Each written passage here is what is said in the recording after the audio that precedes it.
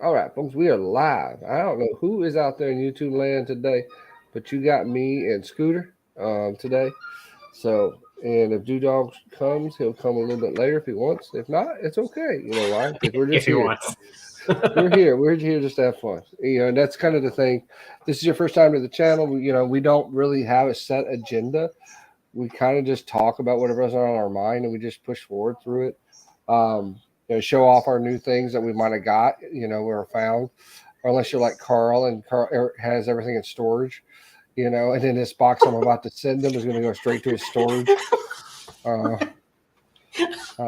but what I will do is before I finish boxing everything up, I'll take a picture of it, and say, hey, here you go. You can keep this as a memento. Way to make a grown man cry. I have one new thing right now that I can just look at, and I just put everything else into storage. But soon, end of next month, new house. But then still, I have to wait on a Machu case that probably won't show up until April next year. That just takes time. That's the big thing. It's like just like when I moved here, to Texas, I didn't have nothing in here. Like this is a work in progress, and always is always a work in progress. Like because you get new stuff in, but mine's kind of like tailored towards certain things now. So it's like I'm not buying everything under the sun. I'm just having fun with what I have. I did that unboxing video yesterday. Put that up. And Oh literally, yeah, that was the DVDs, right? It was like it's me. I saw like a ton of DVDs, box sets. yeah, Is I that the did it. one? Yeah. It was like yesterday or the day before. I just did it, but it was like 2 months worth of like stuff, like between movies and toys and everything. Because it just you get busy, and I was sick for 2 weeks, so we didn't have live streams for a bit. So, um, but yeah, I was actually royally pissed off at Amazon at that one point because they sent me the wrong version of Halloween on 4K. Oh, So I didn't know that the initial version of the 4K UHD was in a slipcase. Well, that was a limited time kind of thing, hmm. and then they went to just a slip cover. So we're gonna see today because I got the replacement I ordered. We'll see today if they actually sent me the slipcase or if they just sent me another slip cover. And if they did me another slip cover, I'm gonna ask for a refund, and I'll just go find it because what I did was remember when Amazon had the sale last month, Hmm. for like the 2 day, 3 day sales and everything. Well, Yeah, they had the they Prime, had Prime Day. yeah the Prime Day. These are all Prime Day buys from them, Oh, and they were like $15 each, where they're normally $35 to $40 each. Hey, Mark, no worries. Yeah, it's okay. So, Mark is a good friend of mine from Sworn Nation, and so we're actually doing a benefit right now for a friend of ours, Karen Walsh. So they've got some original artwork, sort of like what I did for the giveaway, last month. We're doing a raise money for her and her family because she had lost her husband earlier this year, which was a oh good no. friend to the whole community on Sworn Nation. So, Mark, I have no problem with you outbidding me on that one. I want to see as much as we can get for her. Yes, I will bid you up again later. Don't worry. Don't you mind? Don't you worry. We're gonna get money for Karen. That's the goal.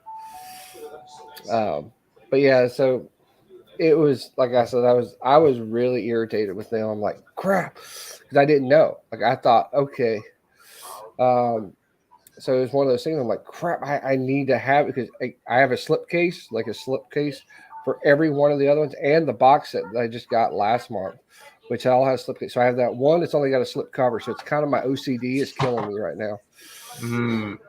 It's kind of what bothers me about Amazon, and this is when I was doing more of the convention stuff. Um, like they don't really care if something, it's an Amazon exclusive, or even if it's just deemed as an exclusive item. Like they don't ever seem to care. So like, remember when Hasbro had all those 2 packs for Earthrise? You had Hmm. the Med 2 pack. You had Ironhide and somebody else like Prowl or whatever's a 2 pack. Yeah, So I ordered that one, and it gets dropped off at my door, and I looked down, and I was like, it's not in a box. It was like the original box with the shipping label slapped on it, I remember walking downstairs, knocking on the dude's door, or like on his minivan, being like, "You're taking this back." He's like, I was like, "You just killed the value of this. Like, I'm sorry." It's like, "You're taking this back now." And then they tried to later that day. The manager drove it back to my house, knocked on my door, and handed me the box. And I was like, "How did you're sold out of these?" And I opened it in front of him, and they basically put the box inside of another box. I was like, "No, this is already ruined." I was like, "No, I'm taking my money back. Thank you." Like, they just don't seem to. I mean, they're rough. It's really rough. Sometimes they're exclusives. Yeah, and that's kind of the catch-22. The word exclusive doesn't mean anything anymore No, it doesn't. because, like, literally some of the stuff that they have on exclusives is a shared exclusive now with Hasbro Pulse on most of it. So if you can't get it on Amazon, typically you can get it on the Pulse. But typically you have to be a premium member now on Pulse because they get the first look at it. And then if it sells out, like the Walgreens Minerva, that sold out on Pulse before general public got to buy it. So it sold out to all the premium members. So now that's why it's on the top of my list. You know, to find it, I have to go to 1,000 Walgreens and try to find it. Yeah, and I've already been looking, and my closest Walgreens only just now started getting new toys, and they actually restocked those garbage Transformers. Transformer like 6 steps. The authentic, yeah. Yeah, they just got those. I was just like, oh my god, it's like nobody wants that. Why do you? Why? Yeah, it doesn't make. I mean, I bought one of them. I bought the Shockwave one. Oh yeah, because that was like the most. I'm gonna say like most transformable one. Like it actually turned into something other than the one-step changes. Which I understand the one-step changes are for kids, you know, and that's what it aims toward, you know. But like when we were kids, our G1 toys had about 3 steps, you know, to do. Well, especially the mini cons. Like, I mean, Bumblebee, Cliff Jumper, Sea Spray. It's like, yeah, you fold up, pop out arms, done. Exactly. I mean, they were all like little headmasters. You know, and it's funny because like I just got, where is he? There he is. This guy. Oh, the contact stuff. Yeah. Well, sorry. Contact. Point blank. Point blank. And then guess what? He comes with a Target Master. Oh, how adorable! And look at this. Okay, does this look familiar? Oh, that's the headmaster. That's a headmaster. That's the Target Master. But it's just like G1. Yeah. Flip, done. There's no actual like figure. You know, it's not like where is it? This one. Like the little Prime Masters we had. Like these actually have articulated arms and legs and stuff. And actually some of them have knees. You know. This one, they went back old G1 style. They said, screw it, we're just going to go back to this and do it this way. I mean, if it ain't broke, don't fix it. I mean, I didn't see an issue with it. The fact is, like, we could figure it out and it didn't break. It was funny. T-Man and I were talking earlier. So you see this. Okay. He can only go this far. He can't go 90 degrees this way with his elbow. But look at this. He can that way, backwards. Oh my god. So T brought it up in his review. Like, how stupid do they have to be? Because, like, literally, I have to move the arm up to make it look, you know, like normal. Mm-hmm. And I'm like, if you engineered it to go backwards 90, why didn't you engineer it to go forwards 90? And then what it comes down to is, like, there's this little bitty red part right here.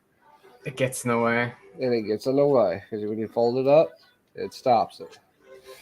So I'm like, other than that, but this one, this feels like an old school, like Cybertron Armada, you know, type, because it's heavy and it's only a deluxe. This feels like there's more plastic than this thing than some of the leaders that we're getting today. Oh wow, this thing is heavy. That's early 2000s you're talking about. Yeah, but yeah, I got my Motor Master. I got him with Dead End, so I can need one more Stunticon, and then we'll be done with that one. Yep, they're gonna beat So, out Fans Toys like everybody else. Sorry, there's a little bit of spite in that. thank you, Mark. I appreciate it. Yeah, you see where mine are at? They're up there waiting for Bandit, and the other parts because nobody else got any. Like if you're going to do it, just let Bandit come out, and if it's $200, it's $200. All right, Yeah. because it's going to have all the extra parts, the combinations, and things like that. I don't think they really know what the final combination is going to be yet, like how it's going to be done, Yeah. and it's too late because you've already put out four and you put out Motor Master. Like, why wouldn't you just put out the four main players, then put Motor Master out later once you figured it out? I mean, who was it did that? DX9 did that with Capone. They Mm-hmm. had all the figures, and then they got Capone out the last second. And then he sold out and he's gone. Like, you've never seen him for sale again or anywhere hardly. Well, now on Shozi, they've got the 4 Limbots are up.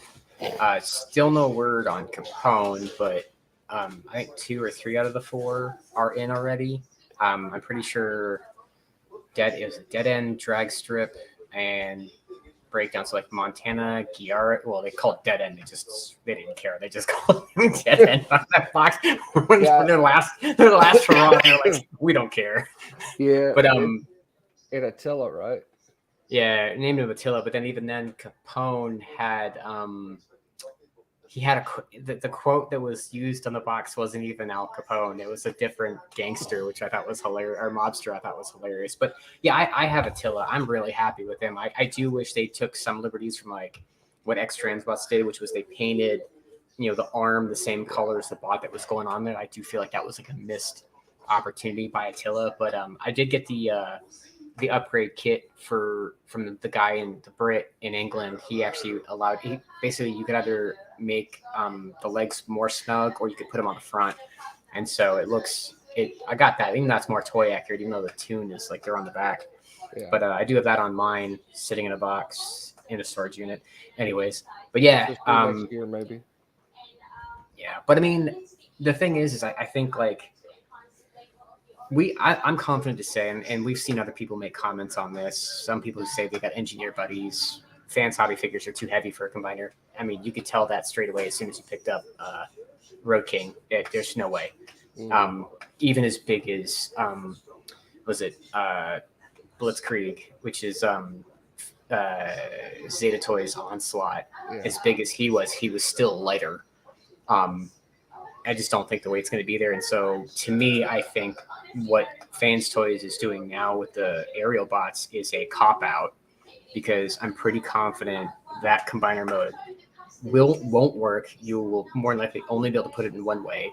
It will probably be leaning against a back wall. And so that's why it turns into a massive flight stand like that Blitzway Voltron.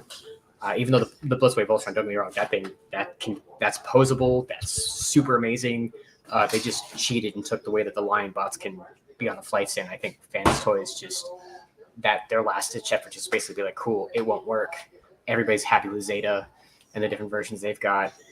Here's a flight stand for you, because they know that bot mode and alt mode they'll win hands down, no issues.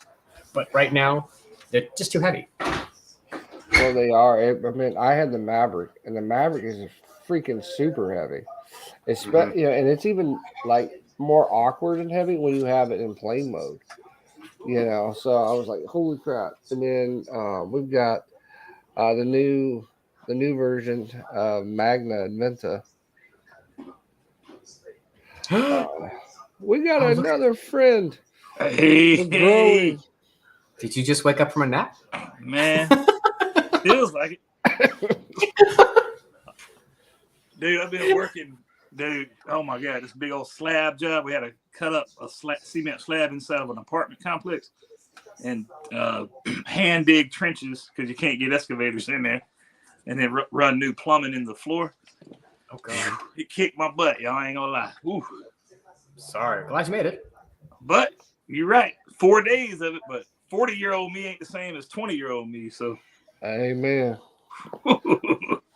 And I don't want to think about what your weather was. And I like. ain't got no pride. I'll tell you, boy, it kicked my tail. But it is what it is. Well, it's just like I was telling Carl, we had strep and pink eye in our house for the last week, Mm, so a week and a half almost. So it's like, both of those contagious. Woo, yeah, and I got both of them in the same day, woo. So it was like literally like yesterday, I still had a little bit of redness in this eye, but by this morning it was finally gone. Mm. But I'm just like, it's that season, and people just need to stop. Just stop with the sickness, For Yeah, real. but I have a joke of like disturbing, like down with the sickness. I'm like, yeah, whatever. Oh yes, but it's just one of those things. It's like, okay, yeah, you talk about being 40 years old. Yep, I'm 42, and so is Carl. And guess what? When you get up in the morning, it ain't the same as getting up at when you were 21. Mm-mm. Is it Especially sad when that you have when a crying baby. it's like I wake up and the first thing I think about is like, when can I take a nap today? Oh yeah, about that 1 o'clock, 2 o'clock time frame. You're like, yep, I'm ready for that nap now. I look at my Ain't no class shame in schedule. the I'm like, nap game, brother. hey, it was like I look at my school schedule. I'm just like, okay, I can get one in, maybe there. I got. It's like depends if an exam is happening somewhere else. Like, this area of campus will be like super quiet. I'll try there. Nope. Ugh. Or like our best one, like we'll go to church on Sundays, and then we'll come back and have lunch, and then we put the kids in the room, let them go play. So all right, nap time. Don't bother me. Don't do nothing. And then it's not even 10 minutes later, 20 minutes. We're all laying down or resting, and then I gotta go potty. I gotta go do this. I want a book. I want a toy. I'm like, y'all need to shut up. Dad needs a nap. Leave me alone. Mom needs a nap. Leave us alone. Man, ain't it funny how God said the day of rest, and then it's something about Sunday, dude. It's like the best nap ever, dude. Oh, it is. It's like if you get that nap in on Sunday, you good. Oh yeah. Mm. Well, there was something I wanted to show tonight, so All right, we got some goodies. We got some new pictures, which I'm kind of happy about. So let's Oh, go. Haslab. Yeah, buddy. We Yeah, I got. was looking at those earlier today. I haven't looked at it yet. I just saw it on an email earlier. Excuse me. But we actually have real pictures of the Saurus, and let's see where are we at. We at 9,224 backers as of today. Oh, it'll get done then. If you still have 24 days, then it'll get backed. Well, and here's the other thing too. This isn't including all the international side either. Like literally Takara Tomy Mall. You've got Omar Primus will probably do it for the Singaporeans. You've got so many of these other countries they're going out to do it at. So it's going to be funded easily. I just want to see what the extra stuff. Man, that thing looks crazy, man. But I felt like going back to HasLab and Unicron, I felt like didn't they strong arm a lot of retailers to get those numbers is what it felt like, because then suddenly it's like you had these obscene prices with like Chosen Prime, TF Source, Toy Dojo, Oh My Primus. I think the only one who didn't really get it was like Shozi, but like Robot Kingdom had it, but like crazy down payments and non-refundable because obviously like it's taking up space. But I felt like HasLab kind of strong armed the retailers to get them to get orders, because then people could like, some retailers allow you to make payments on pre-orders, which I think is amazing.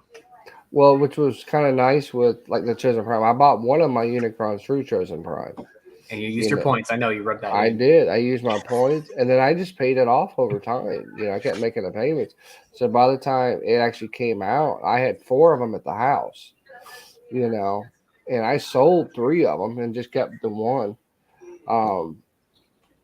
I mean, it was easy to do it that way. I do think Hasbro, when they first started the HasLab, that they did push a lot of people, a lot of retailers to do that. But the reason being is, I think, is if they didn't push it, then they're not going to offer it to those retailers again. So some retailers might have a FOMO period, or like, if we don't offer this and get this sold, or make some way to make it happen, we're not going to be able to get it.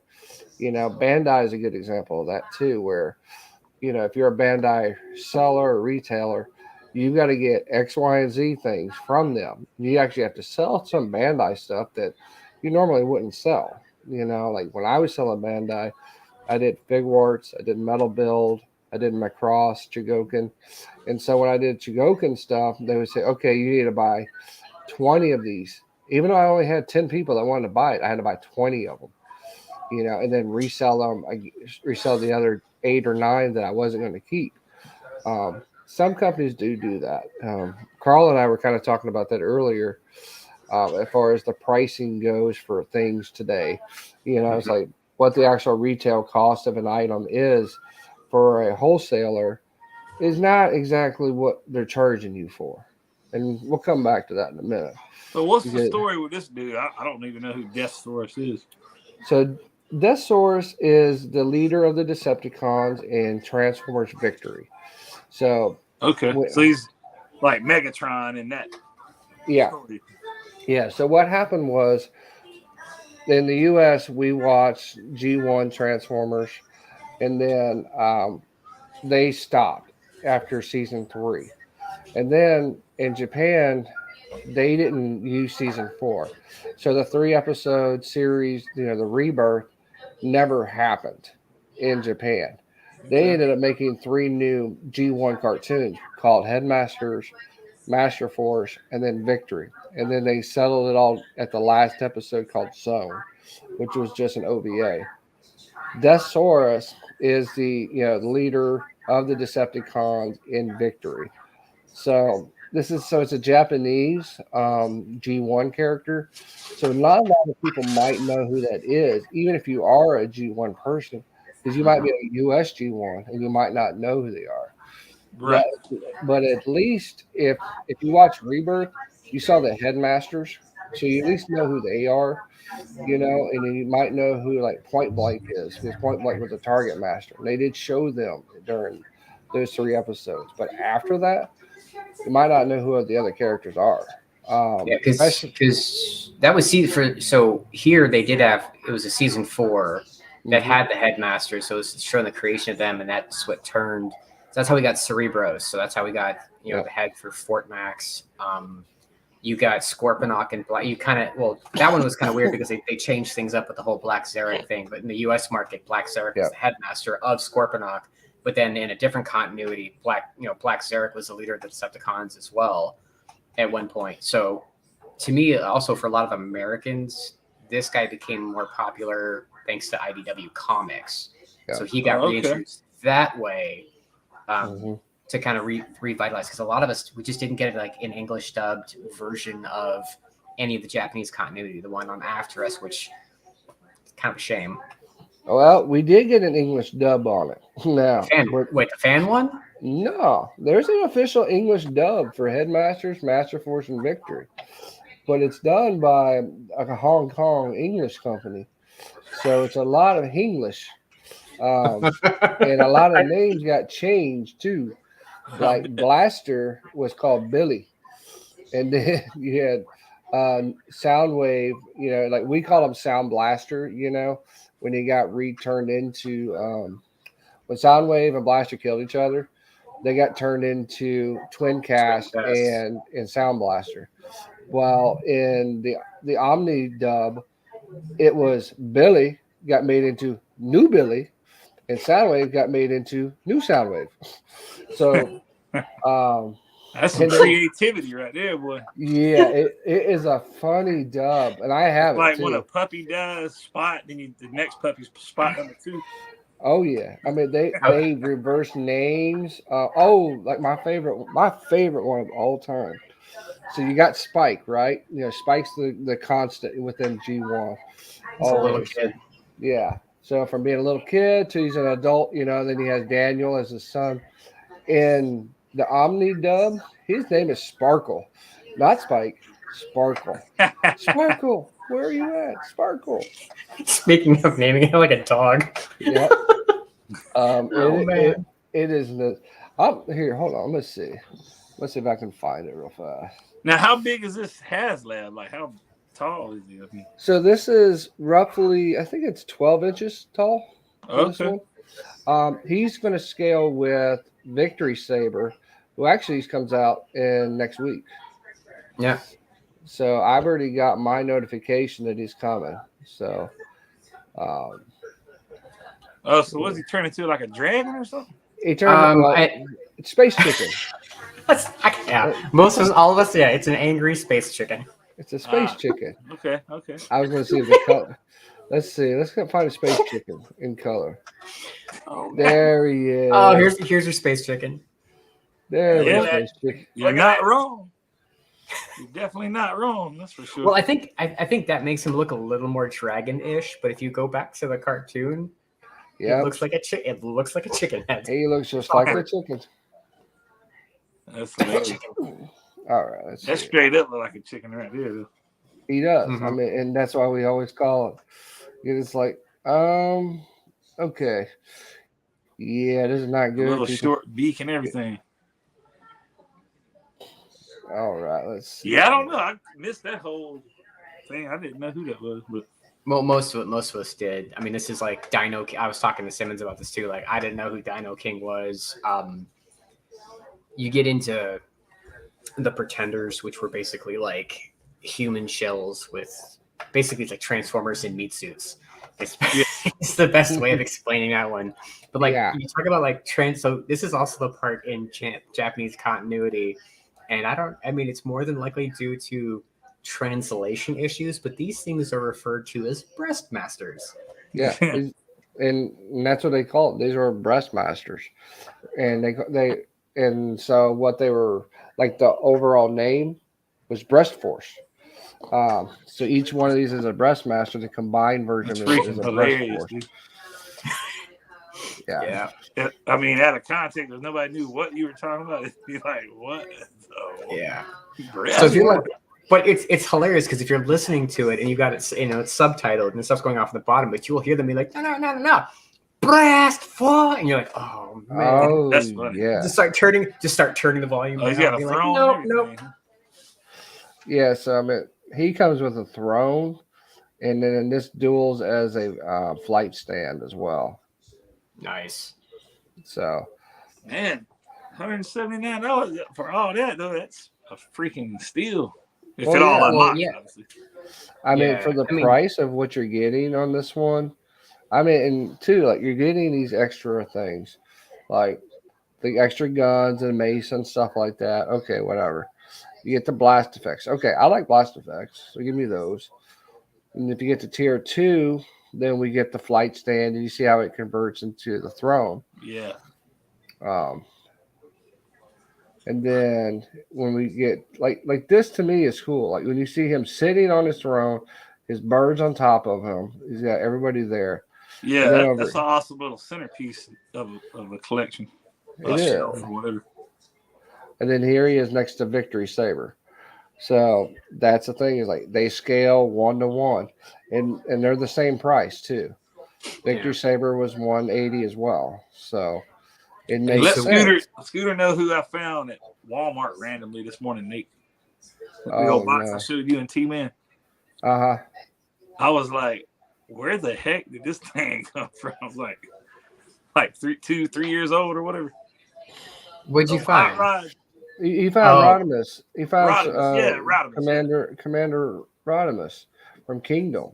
I was like, Oh, I can beat you on that. Simmons, remember what I found at Walgreens? I found a Titan's Return. I don't know if it was highbrow or Yeah. trigger happy. Heart- But this Trigger thing happy, was I think it was. stuck in the way back. I'm sitting there being like, I just took a pic. Do you want this? He's like, how much is it? I was like, I don't know. It's Yeah. old as hell. It came up being like $8. Yeah, I was like, take it. yeah, stuff like that's But- so random, dude. Like, what? But here's the other thing with that price is actually really good when you think about it, because right now on the third party market, Mastermind Creations is the one who's kind of come out with the IDW version and a G1 version. Doesn't come with, I mean, it comes with like the mace and the breastmasters, and like a gun, no blast effects, no throwing, no nothing. And that's about, I think right now he's like he's same price up to, depending where you go to buy him from, about $200. Mhm. X Transpots is doing one, but will be much bigger. He'll be, I think he's gonna be 15 inches, so about 3 inches taller. but that's priced, I think, at $300. Yeah. But then we don't know what he's going to come with because X Transbots is usually really, really good with it. Like they go overboard, like too many accessories. Yeah, that's what I'm hoping because I've had that was RZ Death on pre-order for like 3 years, from MMC. So it's like if I'm finally going to get it, then let me see what it is. And what I'll do is I'll put him in chicken mode, and then I'll have the HasLab in bot mode. Mm-hmm. Yeah. Because I used to have the MP Star Saber with the KFC Simba combined. But it was such garbage. Like the MP broke down over time. Like the joints got very loose. You couldn't keep the leg. Like he wouldn't stand half the time. So I'm probably going to get the Planet X version. Mm-mm.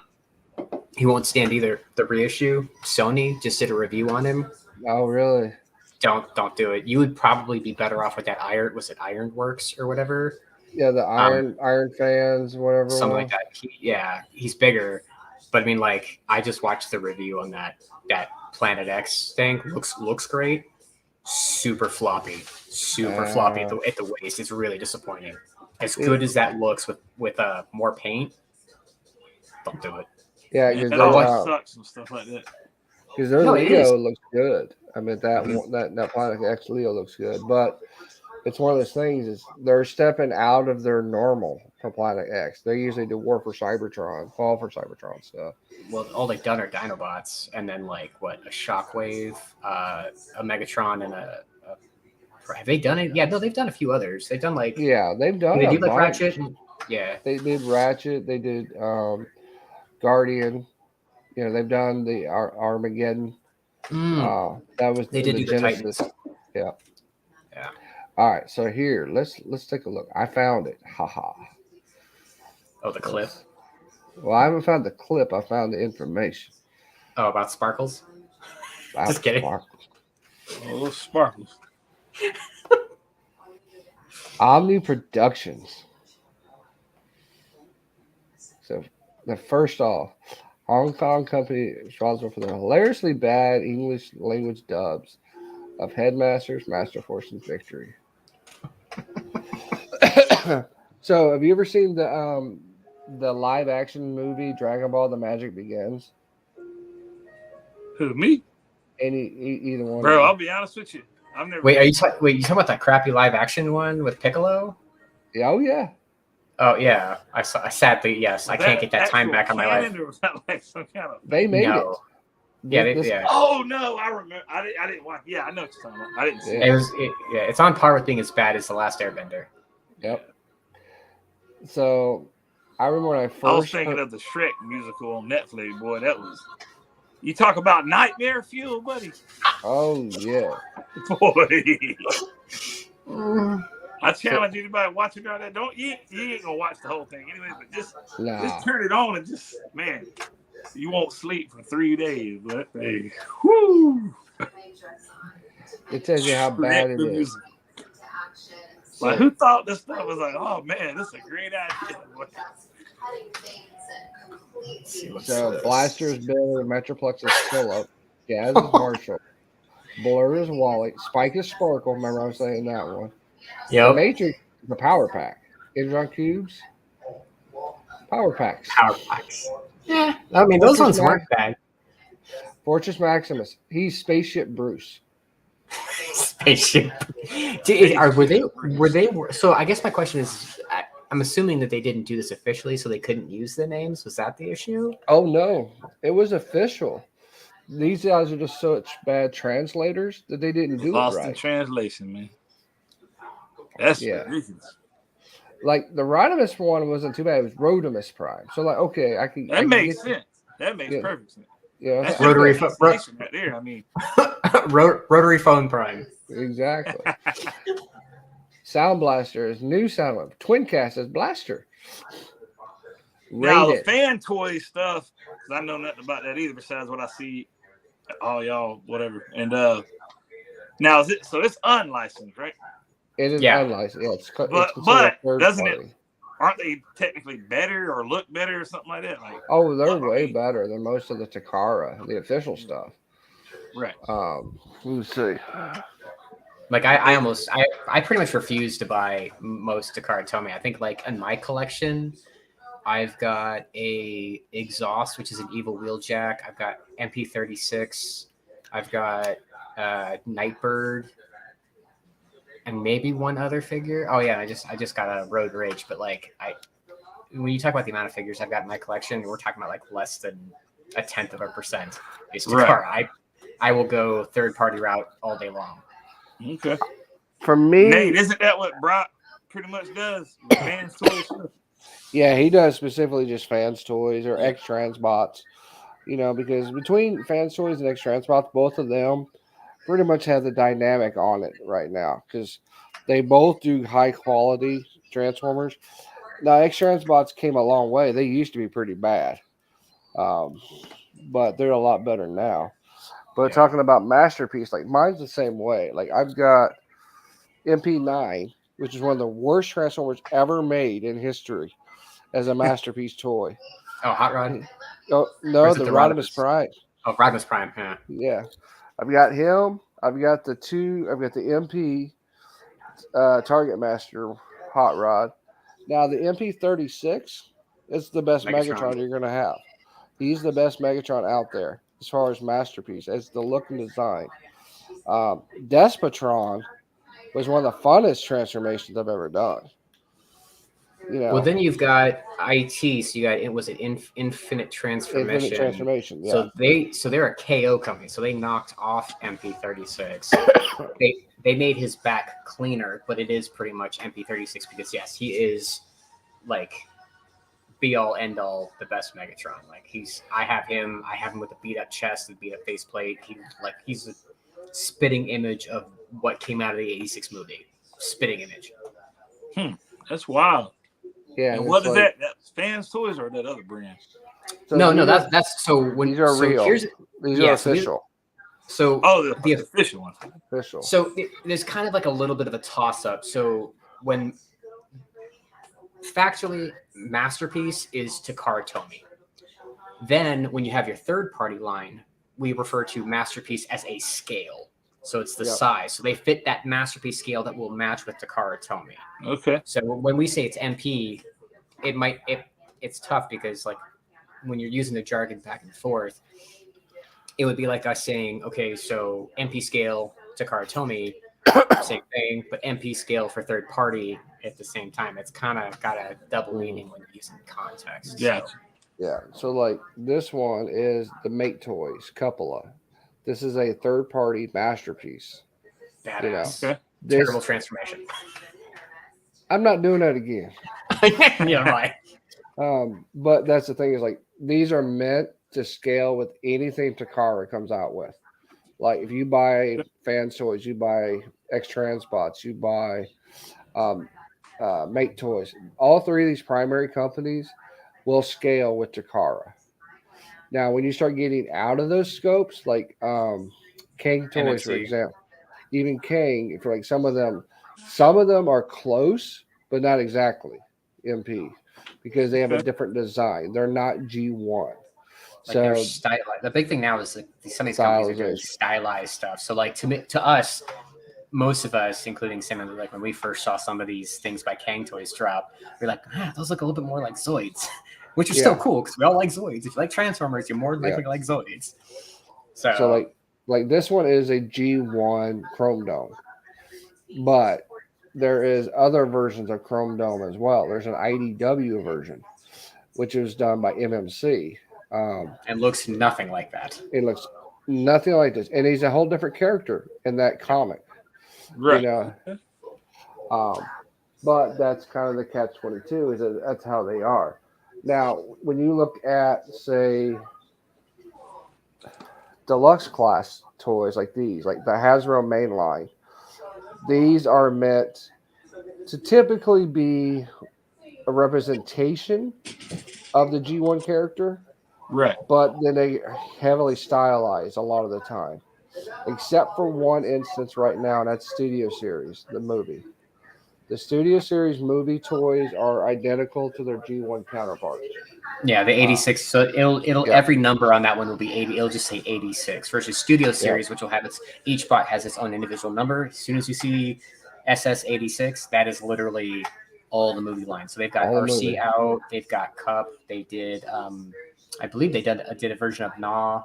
Yep, they've done all. They've done Cliff Jumper, Jazz, RC, Blur. I just got in Ironhide. For all the Dinobots, like the ones me and George have been buying. Those Mhm. Dinobots. Yep. Those are Those are all 86s. G1 86 movies. Coronation Starscream right before he dies. Yep. I don't think they've done a Galvatron yet because that's just gonna be a cheap repackaging, anyways. Yeah, well, and a lot of it's just used the Galvatron from Kingdom or Earthrise, anyways. Yeah. I And saw who made you talking about the Starscream version you were just talking about. But he was Coronation? all like cosmic looking and pixelated and like starry. Well, that would be the ghost of So that's the ghost of Starscream I'm after he trying to died. think He of- makes that. Yeah. Yeah. Well, yeah, I've got that. I've got This that. is the Coronation Starscream. Okay, so that's the one I've got Yeah, with the this little is crown the movie. Yeah, and the Yep. cape or whatever. Yeah, Coronation. Yeah, yeah. Okay. Just before Galvatron's famous line, "This is bad comedy." Does anybody else want to fill his shoes? Yep. And it's funny because trying to think, what was that coming? Oh, Super Master- 7. That's who it was. Super 7, yeah. Yeah. They made the dead version or spirit version, whatever. Yeah, of Optimus. Oh, did they do that really? Yeah, did they do that really big one? That They do the big ones, like the 7-inch scale, and then but they're always, they don't really. That's their own little yep. scale. Like Whatever. I got the Optimus coming because I was like, dude, it's Optimus with a basketball, so I'm like, I gotta have it to go with my hoop. With the bat. Yeah, I saw that one. But I don't what's- know anything they've ever made, so I don't really. Well, Super I mean, what's really rude of Hasbro is that Hasbro sold them the license to do that for like those little figures that don't transform, and then they turned around and came out with the Red Series. Yeah, right exactly. It Yeah. was just so rude. Which I mean, is- Yeah. So Yeah, I like, see the Red Series all the time in Walmart. And all yeah. like this guy. I Yeah. think you got me this one, Carl. Yep, I did. It's smaller than the main line, not big enough or it's a little bigger than a 6-inch, but it's not big enough to be its own masterpiece. It doesn't transform, but it does look amazing, as far as sitting on the shelf. The But sound here's wave the looked really problem. good. I don't have the other one. I don't have Megatron. I don't have Galvatron to go with this. This guy just sits on the shelf by himself. Yeah. It's the only red figure I've got. So I think, are they supposed to be doing two versions of Galvatron? They're gonna be doing two versions of Galvatron, a normal version, and I think that purple version. this- And they haven't hit my store yet, so I still keep an eye on it. see why they made the red line, because you got people like me that never transforms any of my Transformers, even though I don't own the Red Series, but I can see why they did it, because you don't have to transform. You just Yeah. like And the box. they do come with like what's nice on the side of the packaging. I think is done really really well because on the side of the box you can see all the accessories, Right. and so you'll see different either different hands, a different head, or like some of the weapons. Like the sound wave looked really good, but when you go to articulate them, they just they kind of just didn't have like you would think that they would have kind of like some of that GI Joe. Oh, right. But they- Cool they- articulation, They ain't got squat. but they don't. They don't. And the articulation on these suck, by the way. Yeah. They're horrible. Like literally, it doesn't transform. So this thing should be the most articulated figure Hasbro gives me for a Transformer. Right. For The 20 feet bucks. barely. I know we all barely- joke in the other guys' chat, but that's literally like a Happy Meal toy. Like, It is. I It mean, literally is. But like what they did, but Super 7, you're gonna spend $43 because like right now most of their stuff is on sale. Like if you look anywhere, yeah. I've seen all of that stuff on sale. But theirs would be probably way more articulated. Not to mention too, you're getting tons of accessories. But then they're doing like weird characters. Like they've got a weird bombshell. They did a bad. Yeah. So and they have a Grimlock coming out. Which I thought was weird, which is way more tempting because it's kind of like the tune popping out of the page. But Right. it's it's just weird because, like I said, it doesn't fit any scale. Like I think the only thing people really liked was the Bumblebee that came out, because that was like for the people who didn't want to transform a Bumblebee. Because for most of us, the MP versions have been garbage because the feet are like snowshoes or snow plows on, and so like I think people were using him as like their stand-in for that. Up, out comes the knife. What do we got? I only got 3. I just did an unboxing video after That's 2 true. months. But I got one thing. While you're cutting stuff open, I can just. Speaking of X-Transbots as being one of the companies, so you got your road hauler. So what's funny about this guy is that this was a screw up by the animation studios. So in like the first episode of the first couple of episodes for Transformers, Optimus Prime like falls down a hill, and they use grapple to pull him out. But then for some odd reason they colored him green, and it became like a running gag until the IDW comics or then Dreamwave made him a real character, and so X-Transbots is the first one to do him. But the funny part, no. Was it? Make Toys did it. Oh, I thought Make Toys did an Inferno as a special. They did Inferno. They did a Wrestle. They did the yellow and the green. They did the green. Oh, one. okay. The green one was an exclusive. Well, I gotta look that up. Oh, while he's opening that up, this ain't a Transformer. I did find this at Walmart. Little slash. What'd you find? Oh, this is the comic version. I'm sorry. Oh, Comic nice. book version. What you got? What movie? Oh, it wasn't. This is what we were talking about. So no, he did not get what he wanted, and Amazon failed. Twice. So they sent you the wrong movie now. Here, give me 1 second. They done messed old Nate up.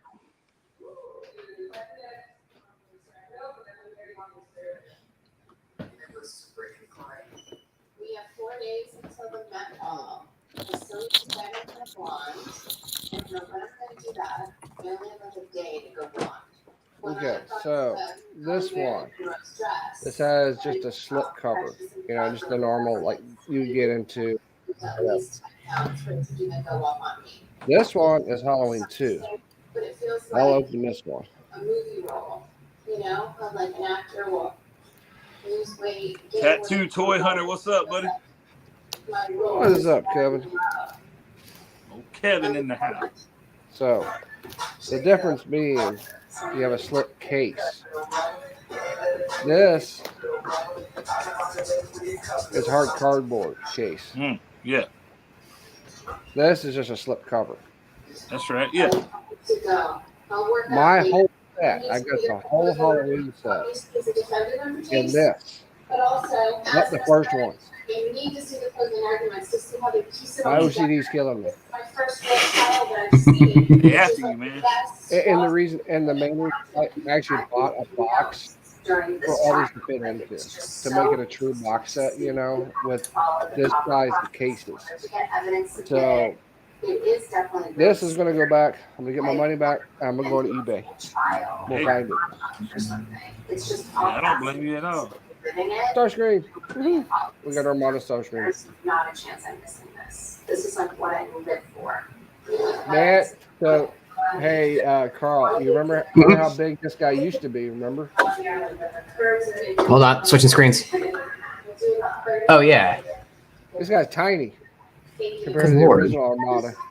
What the hell happened? Hey, fellas, I might have to slip out. I got to help my kids, but anyway. Okay. But sorry to just rudely leave. But... all right, man. It's all good. But yeah, man, this makes me kind of depressed. And this is a Voyager. This is our Voyager class. That's pretty sad. It is. It's like, come on, folks. It's like, it's not hard. Make it a big version. But now Commander class ones are similar, are almost the leader classes we had before. Keep changing everything up. And then one more box. Let's see. Is that another Amazon box? Yeah. All 3 came today. So I was like, if it's going to come, so to speak, we're just going to do it today. I'm not gonna wait another month. Ah, okay.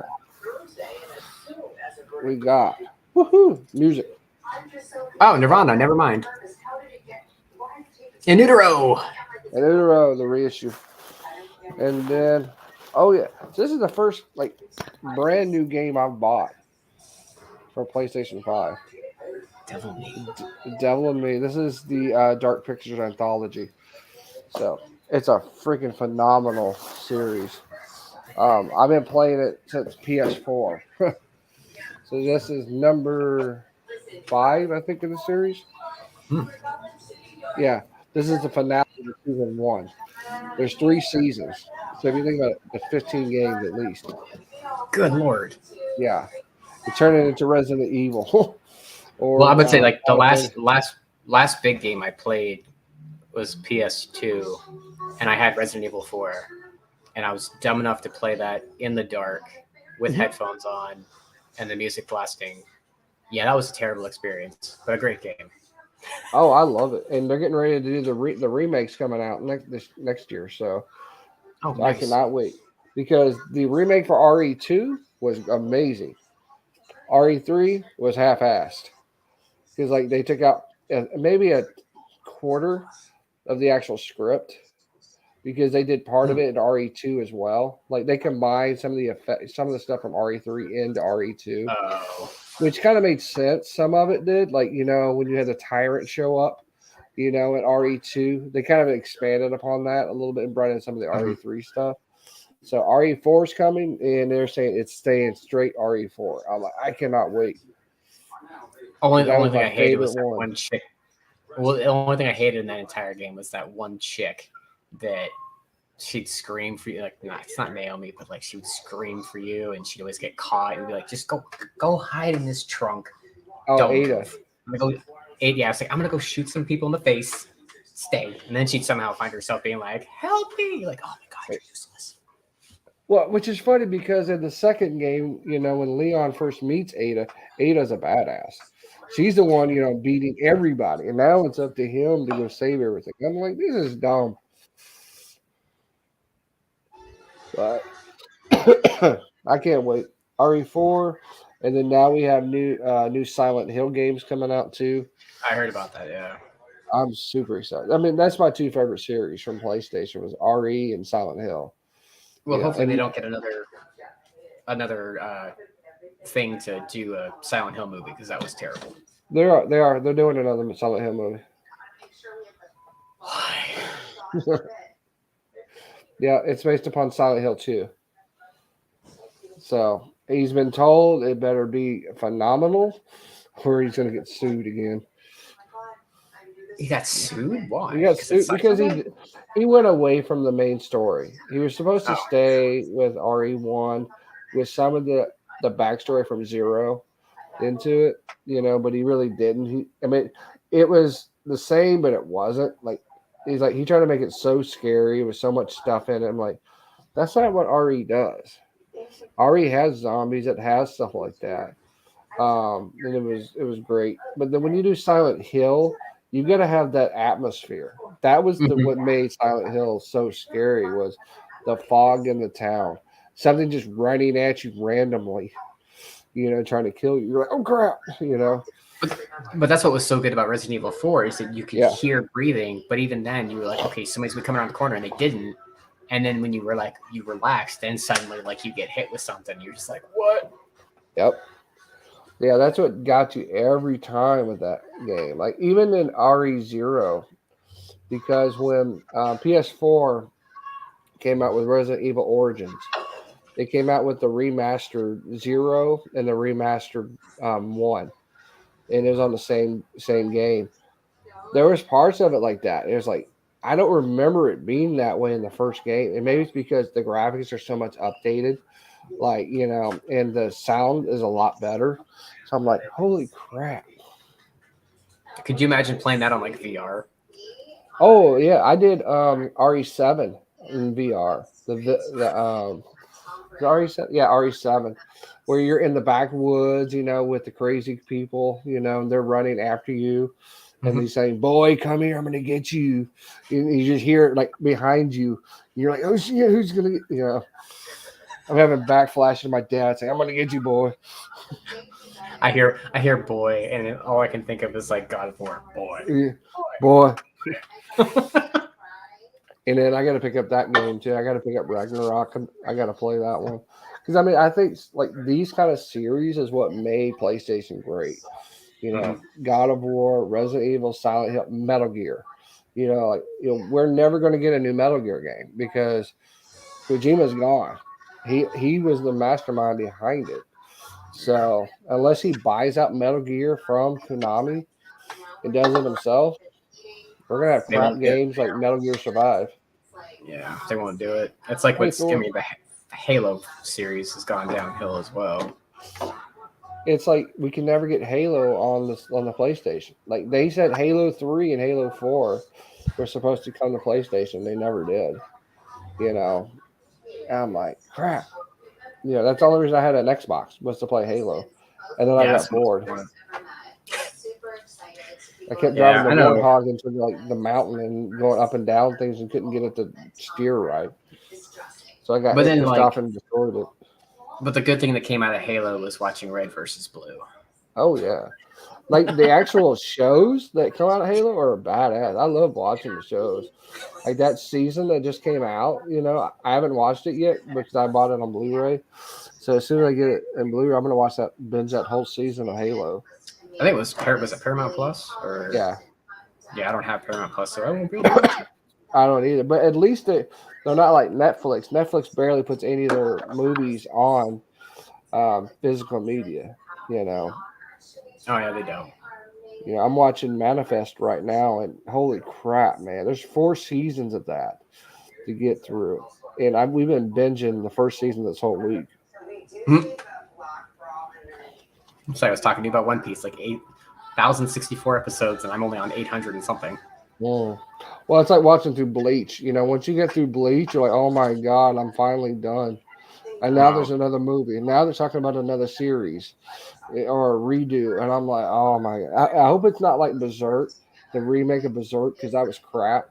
No, compared to no, the this original. one, this one's I know it's a different. I think it's a different animation studio, but it's drawn like very, very similar to OG, just sharper. I mean, I've Yeah. seen like trailers for it. It looks intense. Yeah. When I saw Ichigo, when I saw that promo of him, I'm like, Mhm. okay, this looks good. It looks like it's like, I mean, it's still CGI. It's still, it's not done on cells or not.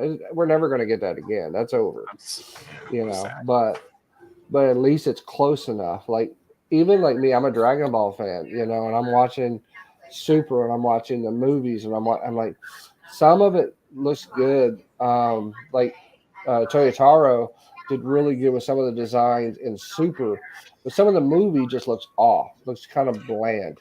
It looks On video some, game-ish to me. yeah, like you were playing Budokai or Kakarot, on it, and it's like some of that is hit and miss, and I think that's because you don't have the same teams doing it, the same production and the designers. Hey, Rasper, you gonna get the SB for Halo Season 1? Yes, I am getting the Blu-ray for that one. But yeah, the big thing that I see with Bleach is I want to see how close is it to the manga, because I've read the manga.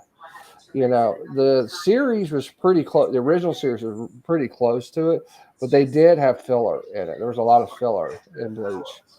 That princess arc, and then the Zanpakuto arc. Zanpakuto, yeah, that was not in there, and that was like 30 episodes. It was a lot. It was such a You waste. know. Like I ended up skipping. I rewatched Bleach, I think, just before I went back to school, and I just looked up online, being like, okay, what episodes do I need to watch? What's the filler? What can I avoid?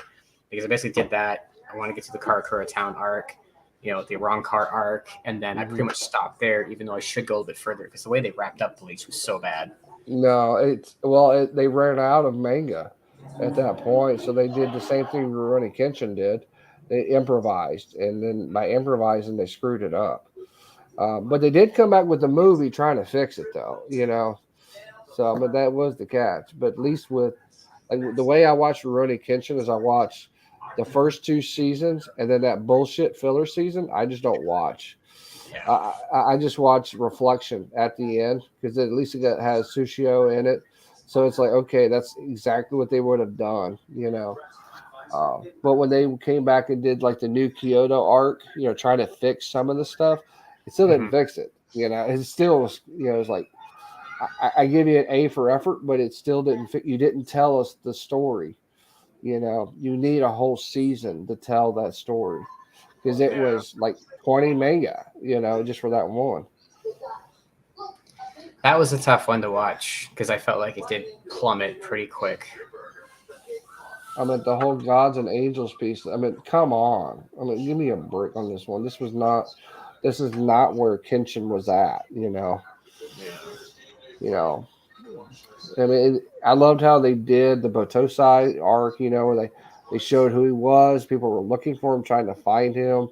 You know, and they weren't trying to kill him. They were trying to hire him. You know, to go kill everybody again. And he was like, "I don't do that no more." So guess what?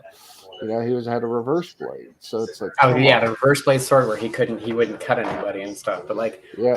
The guy that was like a police officer general in the army, like I've liked their their banter, like how they were enemies, then became friends, and then it was kind of like sad how that went. But like Yeah. that was they really got you invested in that. I thought it was really really good. I always felt like the dude who swung around the big sword was kind of Oh like yeah, Kaneda. he needed his time to shine. He didn't get that until I'll say it was the last arc that I liked, which is the dude who got burned alive. Like Yeah. that was like the only time for me that he actually got his moment to shine. Kind of like how like in Bleach, Renji is always like or you could even say same thing with Naruto. It's Rock Lee. Rock Lee is bar none the best fighter out of anybody in Leaf Village, but he's never won a fight. And that's kind of how like I feel like Renji's treated, how that guy's treated. Like he's such a badass, but like they never give him any justice. No. It's like when I watch One Punch Man, you know, for example. It's like I know this is going to be stupid, but it's funny stupid to watch. You know, and it's like you have all these hypotheticals like, okay, if I hit you, you will die. But if I don't, you still die. You know, it's like I love that about One Punch. And it's Or made to just be kind of like fan service, you know, and the joke and stuff. Um, but I was like, we still don't have season 3 yet. You know, it it's like, takes so long. I yeah, mean, and there's a lot going on in the manga they're as on well. season 4 in Japan already. You Yeah. know, and we haven't even got season 3 even subtitled yet. Like season 1, 2, bam, that came out like nothing. Even on Blu-ray, it came out fast. Season 3, nothing. I've been waiting 2 years for that one. I like when he's sitting there being like, "Oh my God, it's today's Saturday. Am I missing the market?" He's all about like Exactly. the sale, and he's supposed to be like in a death match. Geno's is just sitting there writing in his book, you know, taking notes. Okay. Okay. Dude. Well, it's like yeah, we've only gotten so like 3-0, like the 2 figures from them. I was hoping to see more, like getting Excuse me. what's his name, Gara, like or Garo, pardon me, Garo, yeah. Yeah. Because like, dude, like the way this is transpiring, like I follow people on YouTube that kind of talk about the chapters that are going on, and I'm just thinking like, damn, they're really going all out for this. I was like, I want to see this, but like we're still, like you said, we are still waiting, and it's just one of those ones where it's like Avatar to me. It's like, oh, Yeah. Avatar 2's coming out. Are you interested? No. Why? Because that was like 12, 13 years ago, and now that CGI is no better than everything else that we've had that Marvel's been killing it with. Like, I don't care. I was like, we just watched a bunch of blue people in Wakanda Forever. Like, I don't really care to see anymore. It's like your timing sucks. It's like you made the studio pay you like $1 billion to come out with 5 movies, but you wasted your time deep sea diving. I was like, I've got no interest. Like he's going to have wasted so much money on that, and yeah, it'll have a good turnout, but I don't think the reviews will be great. It's just gonna be like, No. okay, blue fish. Well, and it's like they're still leaving off. You know, Avatar is still the #1 movie of all time. You know, money wise, they're praying that it #2 does the same thing, and it's not because you've had other, you know, like Endgame. You've had Spider-Man: Far From Home. You know, you've had Wakanda. forever. It's gonna. I mean, I don't know if it'll outpass the original Black Panther, but it's gonna be pretty damn close. You Yeah. know, because that was. I mean, when I watched Black Panther, that was the perfect version of a movie, of a superhero movie. Like Oh, you were invested into that movie. yeah. So you're yeah. So like I had to look at what the values were. So okay. So Avatar 2009 was when that came out. $2.9 million, followed by number two, Endgame at 2.79. So basically 2.8. So you got 2.9 versus 2.8. And then James Cameron again in third place with Titanic at 2.2. Like those are some serious numbers. Like good Lord. And you don't see those numbers anymore. You know why? Well, one thing, that the actual Marvel DC bubble burst. Like people don't. People are still going to the theaters to watch the movies, but not like it was before COVID. Yeah. Like when it was pre-COVID, it was the hype. Everybody was watching these movies. Your grandma was watching these movies in the theater because everybody was excited to see it. But now, I mean, it's not gonna. I don't think you're gonna see that. Now, I will tell you for a fact, the one franchise that needs to be redone and redone right is Predator, and Prey is the first step in that. Prey was phenomenal. That was the best Predator movie since the first one. Yep. I love Predator 2 with Danny Glover, but come on, you know, Prey did it right. They showed exactly this is why they do it. This is what we're doing. Here's where the predator is at, and here's why he's trying to kill you. Yep. Like they hinted at that during the Predators movie when they were on their actual homeland, and they were hunting the humans. Dude, that was like phenomenal. Like, I loved that. Adrian Brody getting killed by a predator. That was awesome. And that had in that movie, to me, it had a lot of potential, and I just think like I'm curious. Like that's one of the movies where I'm curious is like, what was he forced to leave on the floor? Yeah. Like you can almost guarantee that there was another way that film was made that would have been better. Like I liked it. I did like Predators. I think it had a ton of potential. Did it fall off short? Yes. Did it try and play too many puns off of the first one? Yeah. Yes. But I felt like there was a lot of potential because it was different. The scripts were flipped. Instead of them coming to our homeworld, we were on theirs. I was like, oh, there's so much good potential for that. And I was like, and then the girl, oh my God, I just felt like I was looking at a spitting image from the chick from the first one. I was like, oh my God, it looks like the same woman. Yeah. Like, I just got but. It's like when I watched Aliens versus Predator, the first one, not the second one, the first one. Requiem was horrible. Requiem was bad. The first one made sense. They were explaining the background of predators hunt aliens. By killing an alien, you are now officially a predator. You're a watching one. And then they inoculated the girl to be a like pseudo predator because she helped kill all of them. In the comic books, that's exactly what happened. The girl helped the predators and she became one, but she actually left the world, left Earth, and went with them. And she actually had her own armor and everything.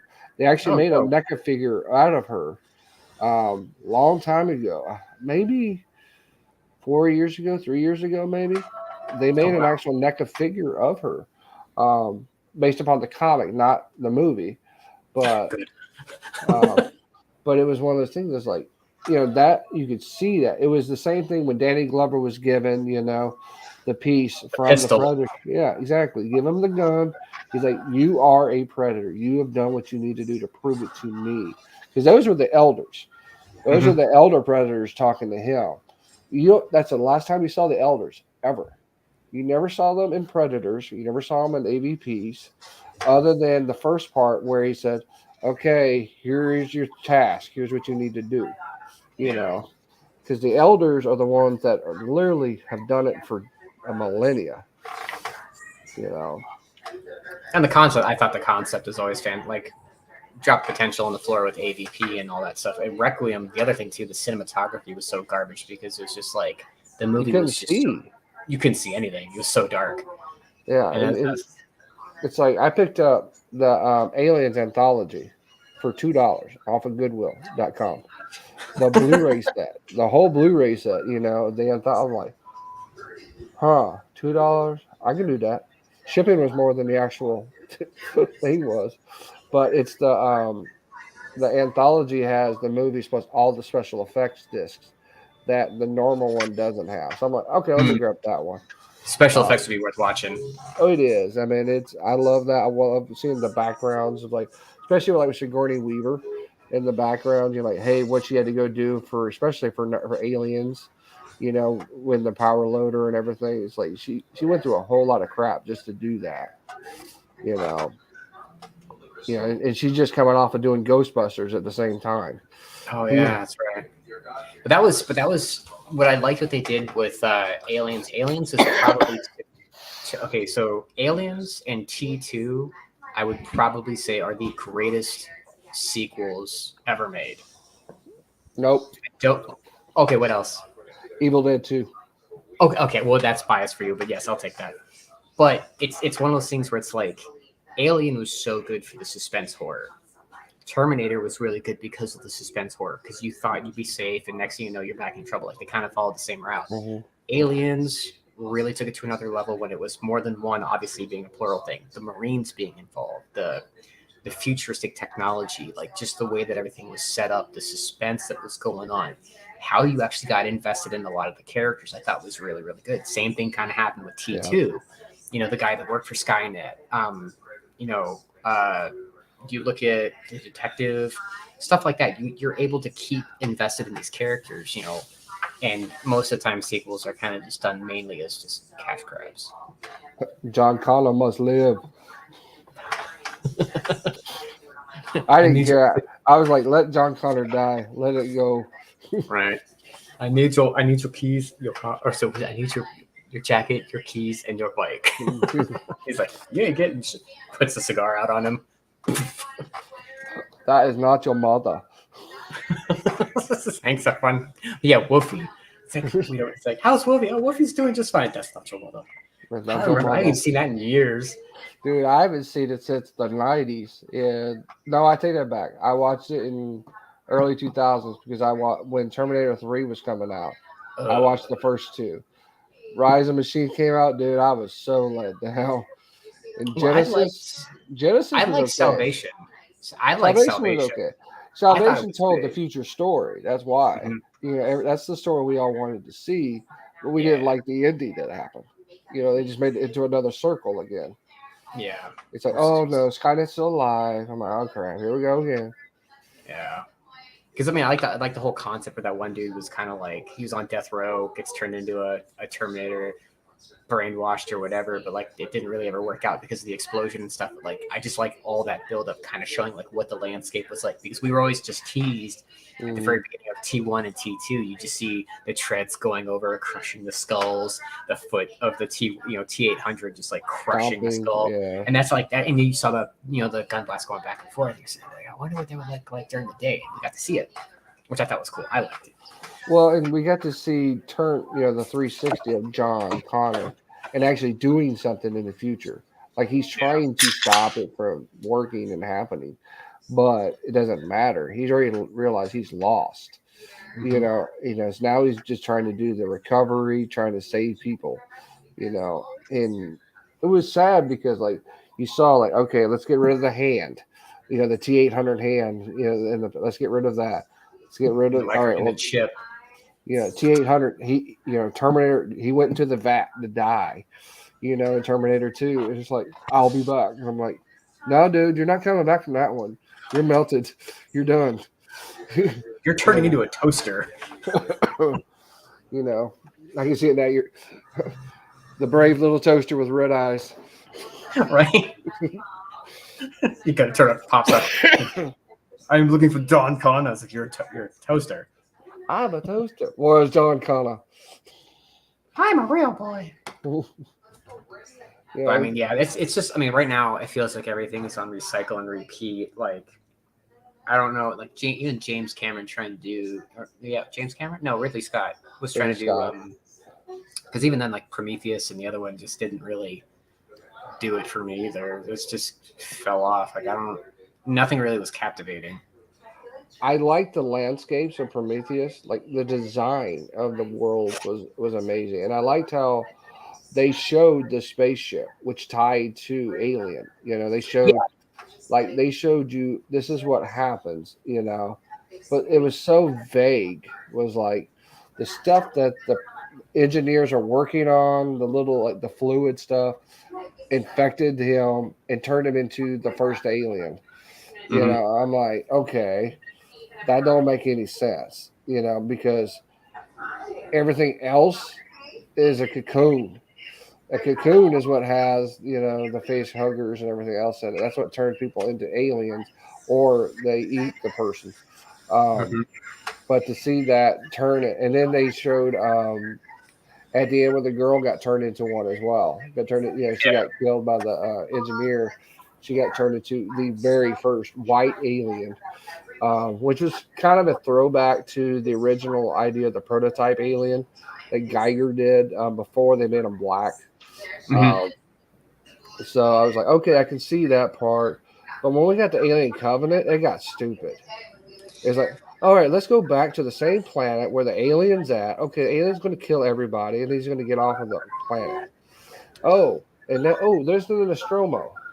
Yeah, Yeah, because they're trying to tie everything in to be like prequels. So like that was when they talked about like the in Aliens when you watch the extended cut, which is way better than the original, which is amen. fantastic. And they really do bring in the planet. The code for the planet. That's how they refer it back to with Prometheus. That's the planet they were going to. So you really pay attention. That's the same one they talked about the distress beacon that Yep. was going off. So it's like at least that part was good. But I think for the average watcher moviegoer, they would have had no clue. No, and you would like, for example, if you pay attention in Predator, they show the skull of an alien.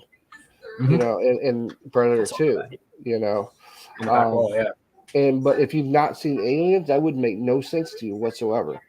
You know, like why is there an alien skull? Well, there's a background to that. Well, the movies tried to go into that background, but they didn't go well into it. You know, it's like Mm-hmm. they got pieces and parts throughout different movies. But in the comic books, Dark Horse did amazing with Aliens and Predator. Like, Yeah. no crap. They showed you Aliens versus Predator, and then they're killing each other, and it's over. And I'm like, man, The it, we, comic book series I used to read in the probably early 90s, I remember picking up a couple of them that kind of showed like when the xenomorphs crossed over with like other breeds. So like there's like a mhm. gorilla, rhinoceros, there's like a couple, elephants, whatever, like The kind of showing like what spider. happened. Yeah. Yeah, spider, like it was, oh, dude, those gave me nightmares. They were drawn so well. Yeah, well, and that's the thing is like, and NECA did really good transforming those pictures into toys. Mm-hmm. You know, like we saw the Rhino aliens, we saw the Spider Queen, but I always loved the concept of the Pred alien. You know, like when they had the Predator mixed with the alien in the Mm-hmm. Aliens movie, I'm like, holy crap! And it is actually Sigourney Weaver's child. You know, it's like, holy crap, what's going to happen? Yeah. Yeah, yeah. You just see it at the end. What was it? Was it AVP where we actually see the actual Pred alien at the end? Was that Well, you see the chest hugger, or you see the chest burster come out, but in it's Requiem where you see Requiem? Yeah, yeah, yeah, the terrible Requiem. yeah. That was the Because you can one. barely see, like most of the time you spend your time like trying to pause it and then turning your brightness up to kind of see if Yeah, you could actually see any detail, and you just realized you couldn't.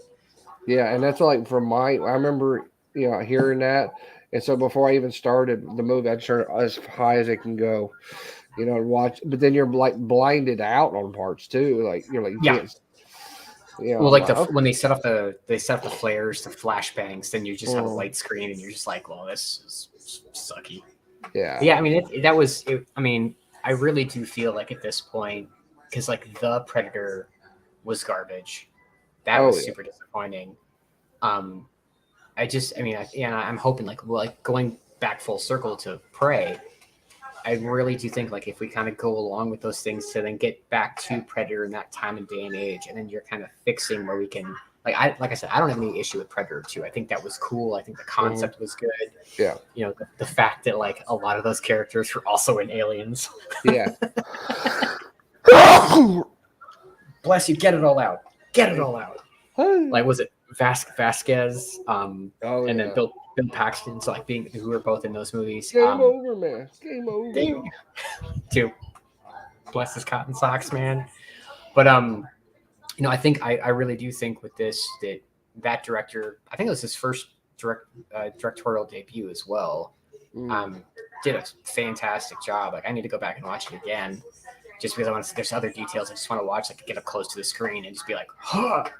Because I want to see. Because you're also seeing like this is pre-teched out to the nines Predator, which I think is also really cool.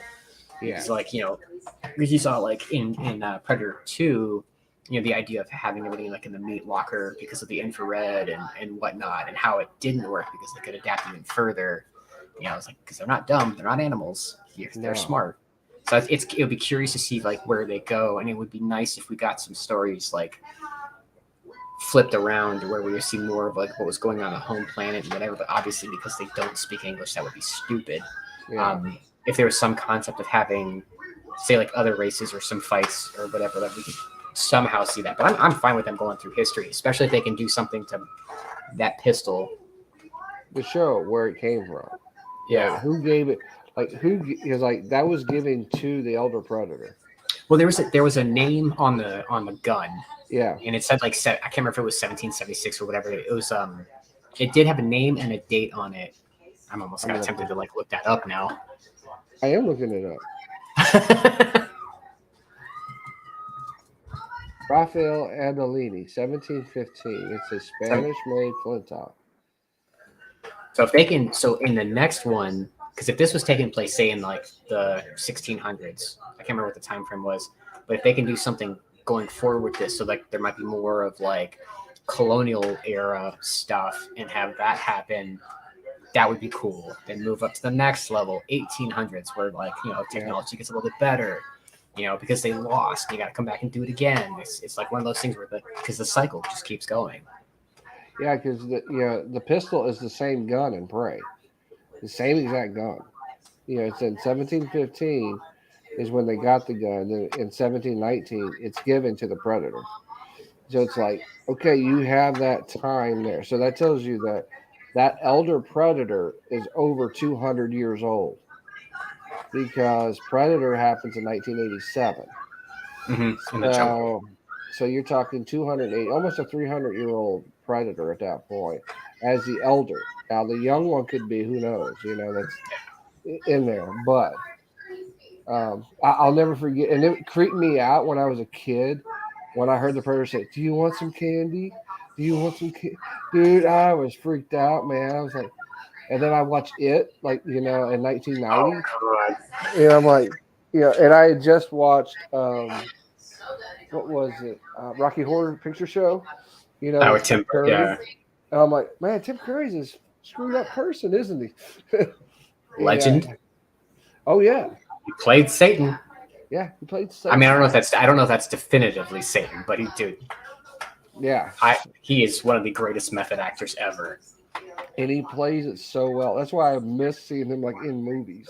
Like seeing him like take over something. But I mean, his time is come and gone. I mean, he's old. Like just like Nathan Lane. He had a stroke. Yeah. So he had a stroke like 10 years ago.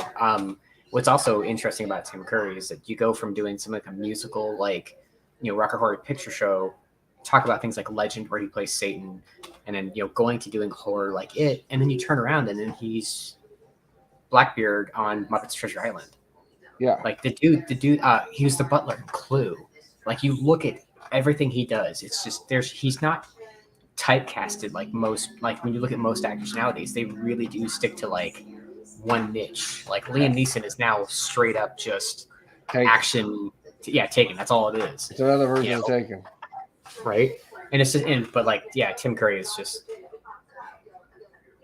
Well, and it's funny. It's like I remember like when I watched it, and then I watched Mrs. Doubtfire, and I'm like, and I go from like because like 1990 to 93, and this is when we're still watching tapes, at the time, and I remember getting Mrs. Doubtfire on tape to watch. I'm like, I mean, it was funny as crap. I'm like, wait a minute, that's the same dude who plays those same ones. And I'm like, oh. And that's when I kind of understood that's the difference between an actor and somebody who did Broadway first and then became an actor. is that when you have a stage person who's done stage work and they've done all these things before, all these different types of musicals, these types of Broadway shows, then they become an actor. They're so well versified that they can do any role that they're given. Like Yes. for example, Sean Connery, the dude can play anything or anybody. You know, Anthony Hopkins the same way. Like, dude, Hopkins is in his 80s and still doing movies because he just likes to have fun. Yep. And he's got Asperger's. Yeah, He's autistic. I didn't even know that. I was like, dude, how is the dude that good? I mean, all he's got to do is say the word Clarice, and I'm already ready to like crawl into a hole. But like, yeah, it's another amazing one. Even Wolverine, what's his face? Jackman. Yeah, he started off in that realm too, and you see him crossing the board of doing like a whole variety of different things. I mean, like he's another type of actor that can really portray a ton of different roles, you know, and whatever you throw at him, he can do. So it's impressive. It's Well, kind of like a thing. and the other guy, the one who played Snape in Harry Potter, Oh yeah, I forget his name. He's the same way. Like yeah. he is so good at being a bad guy.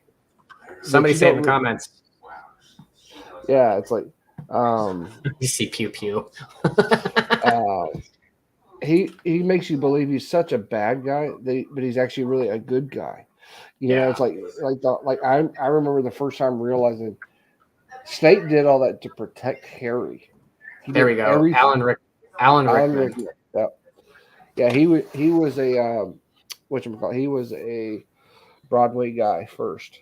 And I was thinking Hans Gruber. Oh God, I heard. throw him off the roof. Such a good movie.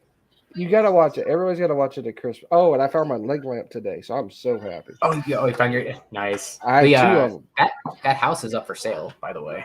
I heard that. And like Actually, the whole block. Yeah, it's the block because it's the house. It's the museum house next door to it, and then the other background where they did the studio plot at. You know, which sucks because I've been to there in Cleveland. That's where I got my leg lamp at. A full size leg lamp. I got it from there at the museum. Nice. And then I've got a small one, but what I got to find is I can't find my shade. It goes on top of. I don't know where the shade. I mean, I've moved so many times that since Colorado, since I'm like, there's no telling where it's at. If not, I'll just go make one. Yeah. I mean, it's like a 1950s, 60s style shade with the little parts hanging off of it. So, yeah. I mean, worst comes to worst, you can just go to Entertainment Express and just order, or Entertainment Earth and order the NECA one. Yeah. Yeah. I've got my mini one and it's got the shade on it. So that'll be in the office. It's like having the Charlie Brown Christmas tree. I have two of those, and one sits on my table every year. The one ornament. And it plays the song too. Okay. Oh, kids will never understand what we grew up with. Yeah, he's right. Rasper says, and he played the sheriff in Robin Hood. That's right. Oh yeah, it was. I mean, my mom dragged us to see that movie so many times. She was in love with Kevin Costner. But yeah, he's done so many good roles. Like we forgot his name because there's so much stuff to remember. But I mean, every role he's done, he's also one of those method actors that really gets into the role, and he lives and breathes the character. You know, most of us, like I said, first thing I thought of, like I couldn't think of Alan Rickman, but I could think of Hans Gruber, a movie he did in like 1990, 89, something like that. So you're sitting there being like, that was a long time ago. And yes, it's a Christmas movie. Shut up, I don't want to hear about it. Same thing with Lethal Weapon. That's also a Christmas movie. Yeah. Even if it opens up with a girl jumping off of a condo thing, it's Christmas music is playing and it's snowing. So all you haters out there, yeah. Well, and that's what's kind of sad is like those are our generation of actors that we watched. Like, if I watch Costner, like I watched him in of course, Dancing with Wolves, Watergate, Waterworld, all those Bounty, movies. not Bounty. Good Lord. Whitney Houston. Yeah, the Bodyguard. No, huh? Bodyguard. Bodyguard, yeah. Just don't say Waterworld. Come on, you know, it's still not as bad as freaking Nicolas Cage and Con Air. Come on. Oh, that accent was terrible. No, I will say though, Face Off was really good. Yeah, I love Face Off. That was, I mean, I love Nicolas Cage in horror movies now, dude. He is like one of the best actors in horror movies right now. He's apparently going to be doing a Dracula movie next. He is, yeah, and I want to see how he's going to do because he's supposed to play the um Harker. He's supposed to be the Harker guy. That's going to be the servant to Dracula. Oh boy, So this should be good. he's one of the most sought after actors right now in Hollywood, which is hilarious because he had a big fall for a long time. And the same thing with Brendan Fraser. He fell off the map, and now he's back in full light. Like, because honestly, I think it was Doom Patrol, where, oh my god, I was so impressed with that. He's going to do another Mummy movie too. So yeah, they're trying to bring. That's what caused issues in the first place. If bring back Encino Man, bring back Blast from the Past, do those again, like do sequels to those. Like I would love to see Blast from the Past. Earth Girls Are Easy. Yeah. If anybody even remembers that one. That one. But like those are like Pauly Shore. Like, dude, when have you seen Pauly Shore in a movie? I mean, it's like, come on. Yeah, he comes out here for comedy shows. Like he'll do like 4 or 5 in a row. They're like $10 each. And it's like cheap. That's what's sad is like I remember watching Son-in-Law for the first time. I'm like, come on. Sandler's done. Sandler doesn't really do it anymore. He makes pseudo-serious movies. Yeah, but they're good. Yeah. Like so there's one that my wife and mother-in-law watched on Netflix, and they were jaw dropped by how good that was. And then he had the one with like Kevin Garnett. It was kind of like the same thing. So like the one that just dropped on, it was more of like an NBA type thing because he's a big basketball fan.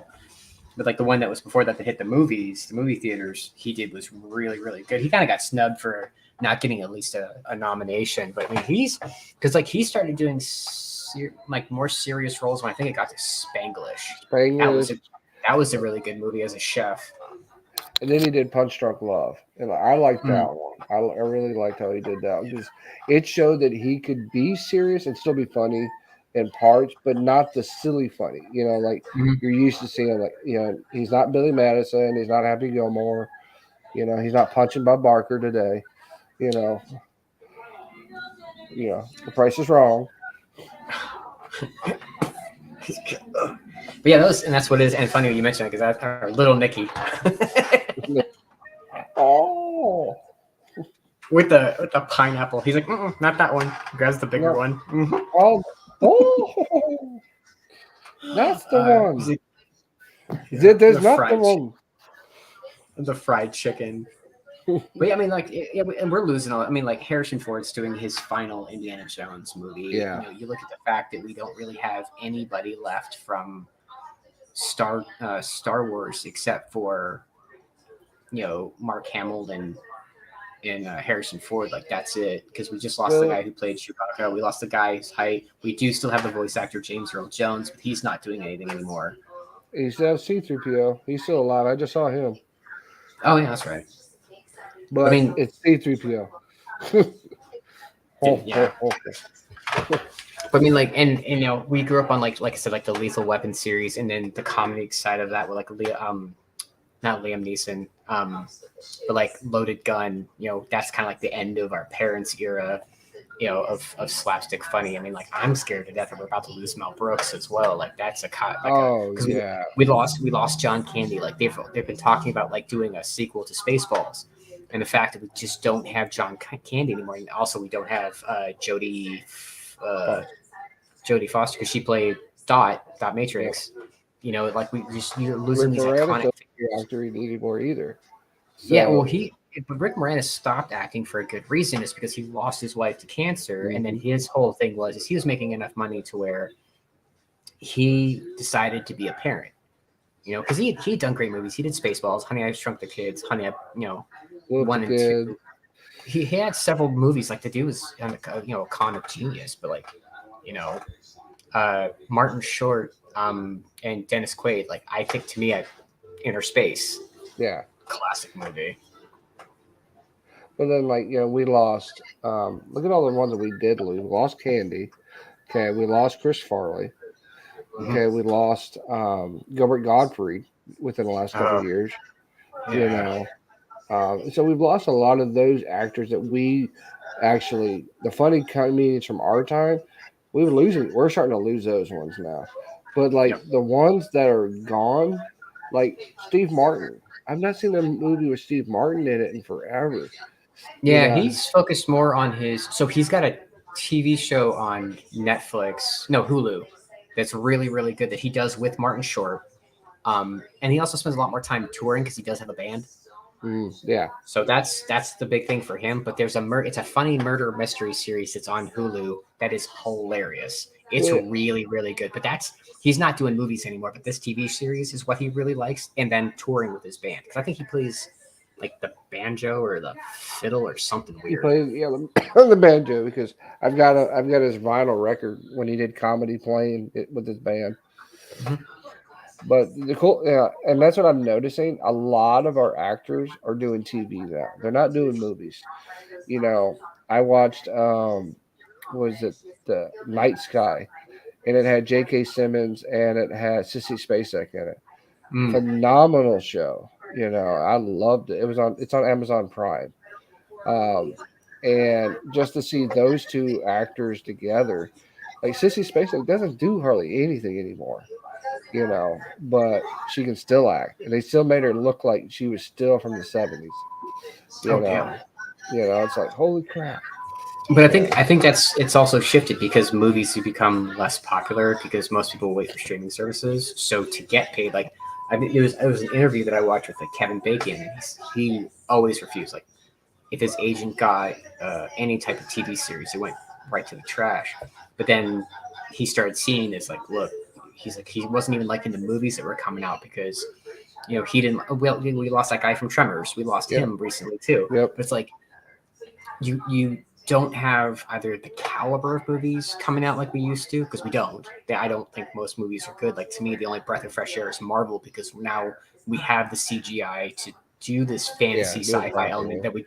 that we didn't have long ago. Because I remember watching that Captain America from the '80s. It was 90s. garbage. Oh yeah, But I will say this though: the Red Skull did for actual proper effects. The makeup for that Red Skull was actually I don't care what anybody says was actually really good for the time period.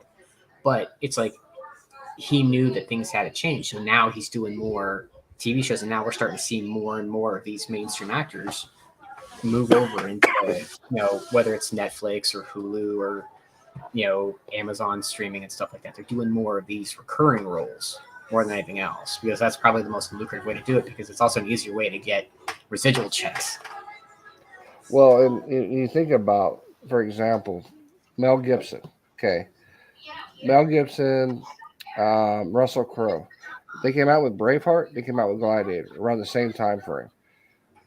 Two movies that propelled their status as they can be action stars. And then you come out with um, the English Patient, with Crow in it, and then Oh, you that's come a whole out, and then you come out with A Beautiful Mind, like those kind of like story. You show like these actors can do multiple roles. Mel Gibson's still stuck. If you notice, he hasn't really changed, because you have him and Travolta. They're good examples. Like hmm Travolta, the last good movie I saw Travolta in was Face Off. That was the last good movie I think Travolta was in. But everything else is like just keeps going in circles and circles. A lot of the other people they got out of it and they said, okay, we're gonna go do this instead. To let their career still grow. Like Russell Crowe ended up going back to his country and playing music. And he just started having fun. And he got big, like he got fat big. You know, and then he went Yeah, back to doing movies again, but he's just doing local Australian movies. You yeah. know, Well, because he um, knows. I mean, he knows more than likely he can ride the waves. Like I exactly. think it's like with musicians. Like we've seen a lot of good musicians that we've lost as well, like Chris Cornell and Lincoln, Chester Bennington from Lincoln Park. You look at these guys that we've been talking about, these main actors who've been in the limelight for a super long time, but then I don't think they understand that their time will pass. Somebody else will Yeah. replace you. Like for a long time, I remember the talks of like who was supposed to be like the next Harrison Ford, or who was supposed to be the next this, or who was supposed to be the next that. And when they didn't happen and stuff like that, like these guys still saw the fact that like, oh, I'm still relevant. But then when they do get replaced, especially you see this a lot in the music scene, like these people just end up going down a really dark path, and I just don't. It's sad because I mean, you can call it a waste of talent because these guys had so much more to give. The fact that they had millions upon millions of fans, but like at the same time too, it's like you got to understand like it's time to move over. Yeah. You don't really see Morgan Freeman doesn't do much. He does more voiceover work than anything else. Yeah, I mean, he does every voiceover and everything, but it's like, you're like, okay, especially if it's like a Discovery Channel thing. You're always going to hear Morgan Freeman. Discovery, the History Channel, you got him. But like a good example is Cheap Trick. So I went to Vegas a couple of years ago and I saw Aerosmith, Quiet Riot, and Cheap Trick in Vegas. The band Cheap. I was going to say it. And the immersion. And they were all there. But Cheap Trick actually was talking on the stage before then. Like, you guys have to realize, like 3 months ago, we were playing at state fairs. We were making no money whatsoever. And then you got to go back and start looking at, okay, what made us successful first? Well, we were doing big concerts, big things like that. Not going to state fairs, not going to little small clubs where like 10 people watching you. Go back to doing the big ones, but combine yourself with somebody else. Then everybody makes money, everybody's okay. But they're 70, 80 years old now, still playing music. Because you know what's going to happen. As soon as they stop, they're going to die. I'm waiting for Keith Richards just to die any day now. Rolling Stone, yeah. It's long overdue. Mick Jagger, good example. Him too. It's like these guys, they've been doing it since the 50s and 60s, for like 70 years. So, I mean, they're getting their 80s, now. So it's like, holy crap. I mean, you brought up Chris Cornell. Well, we lost him. We lost Scott Weiland. 50. Yeah, Scott Weiland was another one that was like to me like another waste of talent. We lost Prince, Jackson. The guy from Screaming Trees, he died too. What's his name? Mark Lanigan, he died. So it's like we've got all these people that are passing away. Now some of them are just natural causes. Some of them, it's their lifestyle caught up to them. That's Scott. Yeah. Same way with Cornell. Cornell, it caught up to him bad. And he. Wayne Static. Yep. And it's just it's the drowning pool. The first lead singer drowning. Oh my God, he was. Yeah, that sucked because I got to see them with a new lead singer, and they're like, if you're gonna get a new lead singer, then you might as well just change the name of the band. Yeah. Well, and it's like I saw Stone Temple Pilots with Chester Bennington, and it was not Stone Temple Pilots because it's not Scott Weiland. It's like it's like okay, if I'm coming here, I want to hear Scott Weiland sing Plush, Interstate Love Song, Vaseline, Lounge Fly, exactly. Where the River Flows. Let's go. Yeah, you're not gonna get that because it's a totally different singing style. I mean, that's why like nobody can. I don't think anybody can replace Chester Bennington from Lincoln Park. No, Lincoln Park's dead to me. Mike Shinoda's trying. They're trying to do it, but you lost your lead singer. You were the backup singer. Now, granted, he was the original singer of Lincoln Park when they were Hybrid Theory back, before they were Lincoln Park. But Chester is what gave you that sound, that breakthrough sound. And without him, it's not Lincoln Park. Yeah. I mean, you can replace drummers, you can replace guitarists. The singer is where your bread and butter is. Yeah. Well, unless you're Pantera, because then I don't know what happened to Phil Samo because I think Dimebag Darrell and his brother were pretty much the musical geniuses. And they probably wrote all the lyrics too, because I really like Pantera. I mean, I know there's controversy about like what they believe in and all that stuff, but like that it was good heavy metal rock. And when they lost Dimebag, it was a musical genius. And then it just sucked because like his brother ended up moving over to not Mudvayne, band after Mudvayne. Hell yeah. Hell yeah. And then he ended up passing from a heart attack, you He know? did, yeah. And it sucked because I had just seen Hell Yeah and like a concert, and I was just like, Yeah, and it's a different ball game. Like, because I saw Chad Gray in Mudvayne play, and then I saw him in Hell Yeah, and he actually had more fun in Hell Yeah than he did in Mudvayne. yeah, Because he was playing with guys he wanted to play with. Mudvayne was the oh crap, here we go, the same thing over. Same thing with Slipknot. Like I remember watching Corey Taylor with Joey Jordison. When Joey was still the drummer, and mhm. Joey was going through so much problems and stuff. And then when he died, and then the other guy died, and it's Yeah. like I think they lost a base. It was a bassist the because bassist. there's 8 members. Yeah. Yeah, and they lost the other guy, and I'm like, holy crap, because that's why they wrote the Gray chapter, the Gray Mhm. Matt Gray. Um, And I'm like, crap. I mean, it's like when you lose these kind of people, it's a big deal. But you look at Corey Taylor, for example, he plays so hard, so rigid in Slipknot. But then you go listen to melodies and Stone Sour. harmony Oh, in Stone Sour. And it's like, that tells you like he's not a one and done kind of nope. person. Because he And was then Stone Sour first before he was Slipknot. yeah, and what's even funnier is that he has his own single tour, and he'll Mhm. just do the covers that he likes. And I still, to this day, one of the best videos to watch is of him getting pissed off. Well, it's not pissed off. You can tell he's a little bit miffed about it, but he's always for the fans. So when he literally sings SpongeBob SquarePants, Oh, yes. it is absolutely fantastic. You could easily put that at the very beginning, and I think everybody would be fine with that as being the intro to SpongeBob SquarePants. But like, he's got so much talent. Like when I've seen Stone Sour twice live, and when he came here the last time, that tour, every city got a different cover song, and we got a Metallica song. I can't remember which one it was. It was off of, I want to say it was Ride the Lightning. It was one of the lesser known songs, but it was, oh my God, it was amazing. He's just talented. I mean, He is. yeah, to go from something like Wait and Bleed or Psychosocial to then suddenly being like it's Stone Sour when you've got Father. yeah, Bother being their hit song. It came out like the same time as Cedar. What was it in Through the Glass. I say Through the Glass is probably the biggest one. It's a really big change, but he's even got like Ghost of You, not Ghost of You. I mean that's less than Jake. There's a Ghost one. He's just really good at like changing up all these things. Like I'm surprised he still even has a voice to sing. Yeah, well, especially like I saw him on his singles tour, and it was him and Aaron Lewis from Stained. They were doing a concert together. Aaron Lewis is doing country music. Oh, Okay, he's a hot mess now, anyways. yeah, so he's doing country music, and then Corey Taylor shows up, and now they sing a George Jones song together. And I'm just like freaking out, man. I'm like, dude, you're singing a George Jones song. And you're Corey Taylor, and you're Aaron Lewis from Stain. Like Stain's one of my favorite bands of all time.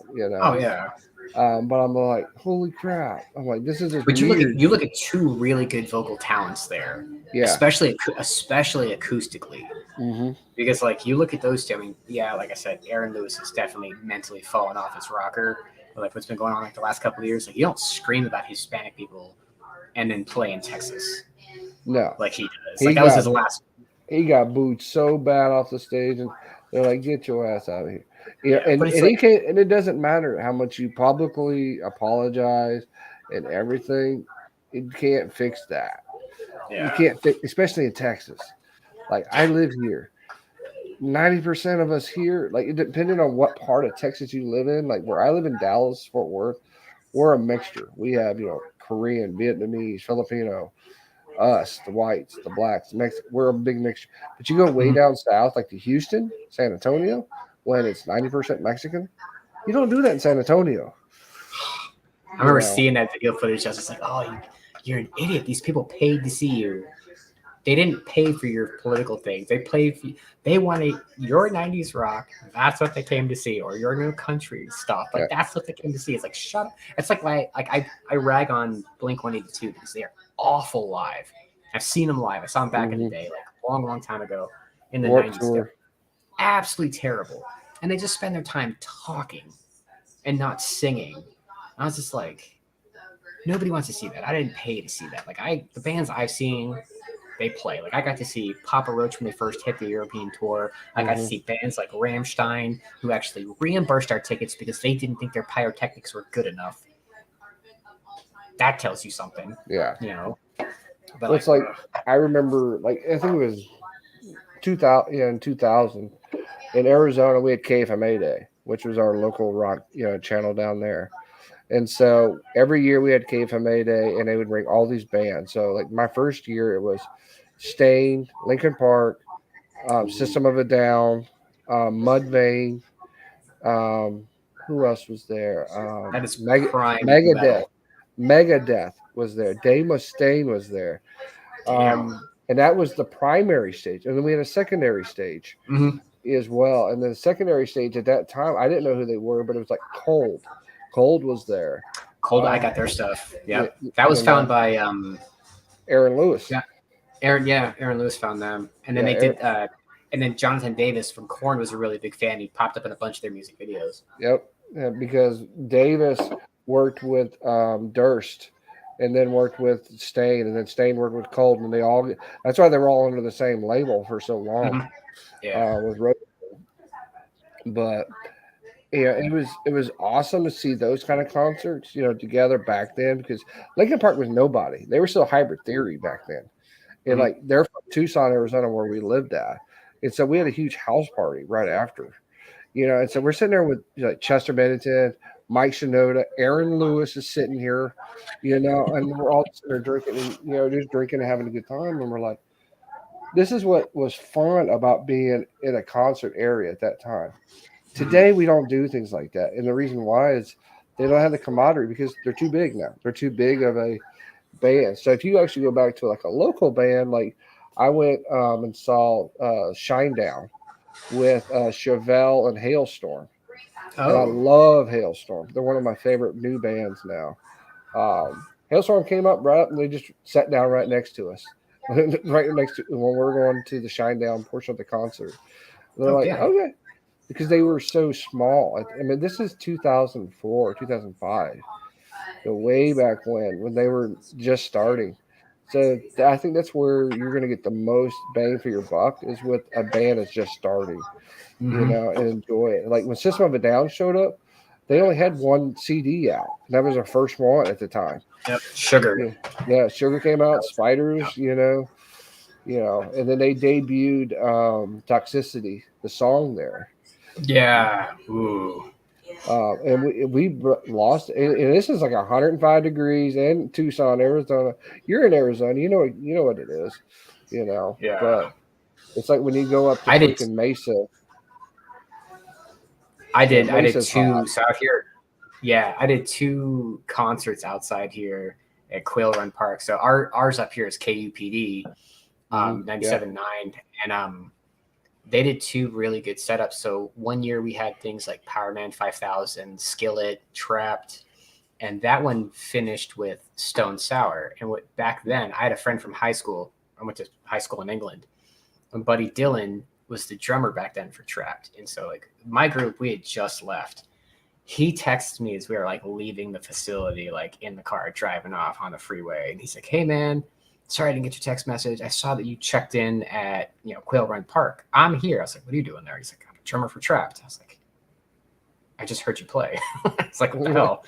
And he's like, hey, do you want to meet Corey Taylor? Play some softball? I was like, wait, what? He's like, yeah, we're all drunk playing softball. I was like, turn this car around. He's like, no, I'm going home. I was like, I was ready to just like open the door and just walk back. I was like, I just got invited to meet Corey Taylor and play softball at 1 o'clock in the morning. I was like, and that's how it was. Like I remember I saw Stayed, this is during the Dysfunction tour, the very first, era in 2000. And I remember at the end of the concert, they played songs from, like Bong Hits for Breakfast, like songs from their original band before. And then they played some of their Tormented stuff from the very first CD that wasn't popular. Nobody knew their stuff from Tormented. All they knew was Mud Shovel, For You, stuff like that. And Outside, of course, but they started playing all this Tormented stuff. And I'm like, yeah. And it was like, because I had the CD, I've got the old CD from '96. And I'm like, they're playing this stuff. And And so we all asked, can you play that version of Mud Shovel from Tormented, not Dysfunction? And they did. They actually played it. That's And awesome. it's completely different than the Mud Shovel Mhm. that's on Dysfunction. I'm like, this is Well, freaking amazing. it's always funny when you find like demo tracks and like how different things were. Like it's just like totally different. I remember I was seeing it was out here at the Marquee. This was probably like 9 or 10 years ago. Um, Seether came and things were like kind of changing. Like they were fixing some stuff up on set. And they came to play with like Sick Puppies, and then suddenly like I think it was no, it was the guitarist. He started doing "Refuse Resist" by Sepultura. Just started playing it, and like everybody went like dead silent. We were just sitting there like, are we waiting for something? It's like Max, because Max lives here. Max Cavalera from Sepultura and Soulfly lives here in the Valley. But like he just started playing it. Everybody just like normally like people are screaming, but like dead silence, just enjoying him doing the whole Refuse Resist. I was like, oh. So, like, I just love when they do stuff like that. You're just like, oh, this is amazing. And these guys are from Australia, cranking down on some Portuguese Brazilian rock. I was like, oh my god, I just miss those days. Well, it's like I saw Foo Fighters once, you know, Lucky you. and I love Foo Fighters. You know, Nirvana, I mean, grunge, alternative rock. That's my era, you know. Mm-hmm. But to see Dave just get up there and say, "We're not going to play any Foo Fighter song at all. We're just going to play Nirvana and Scream, and that's it." And I'm Oh like, wow. "Oh crap!" You know, this is at the time when One by One just came out. You know, The Pretender was the big song back then. You know, One by One, and I'm like, "Oh, this would be interesting." And so he just sits there and plays Marigold, which is one of my favorite songs by Dave Grohl. And he just, you know, singing through it and going through it. And it's just him. No band, just him. You know. And I'm like, dude, this was worth every dollar. I think it was like $100 back then for the Foo Fighters ticket back then. You know, because it was them, it was Queens of the Stone Age. Oh, yeah. No one knows. No one knows. Yeah. And there was somebody, who else was with them? I forget. There was another band I was with them too.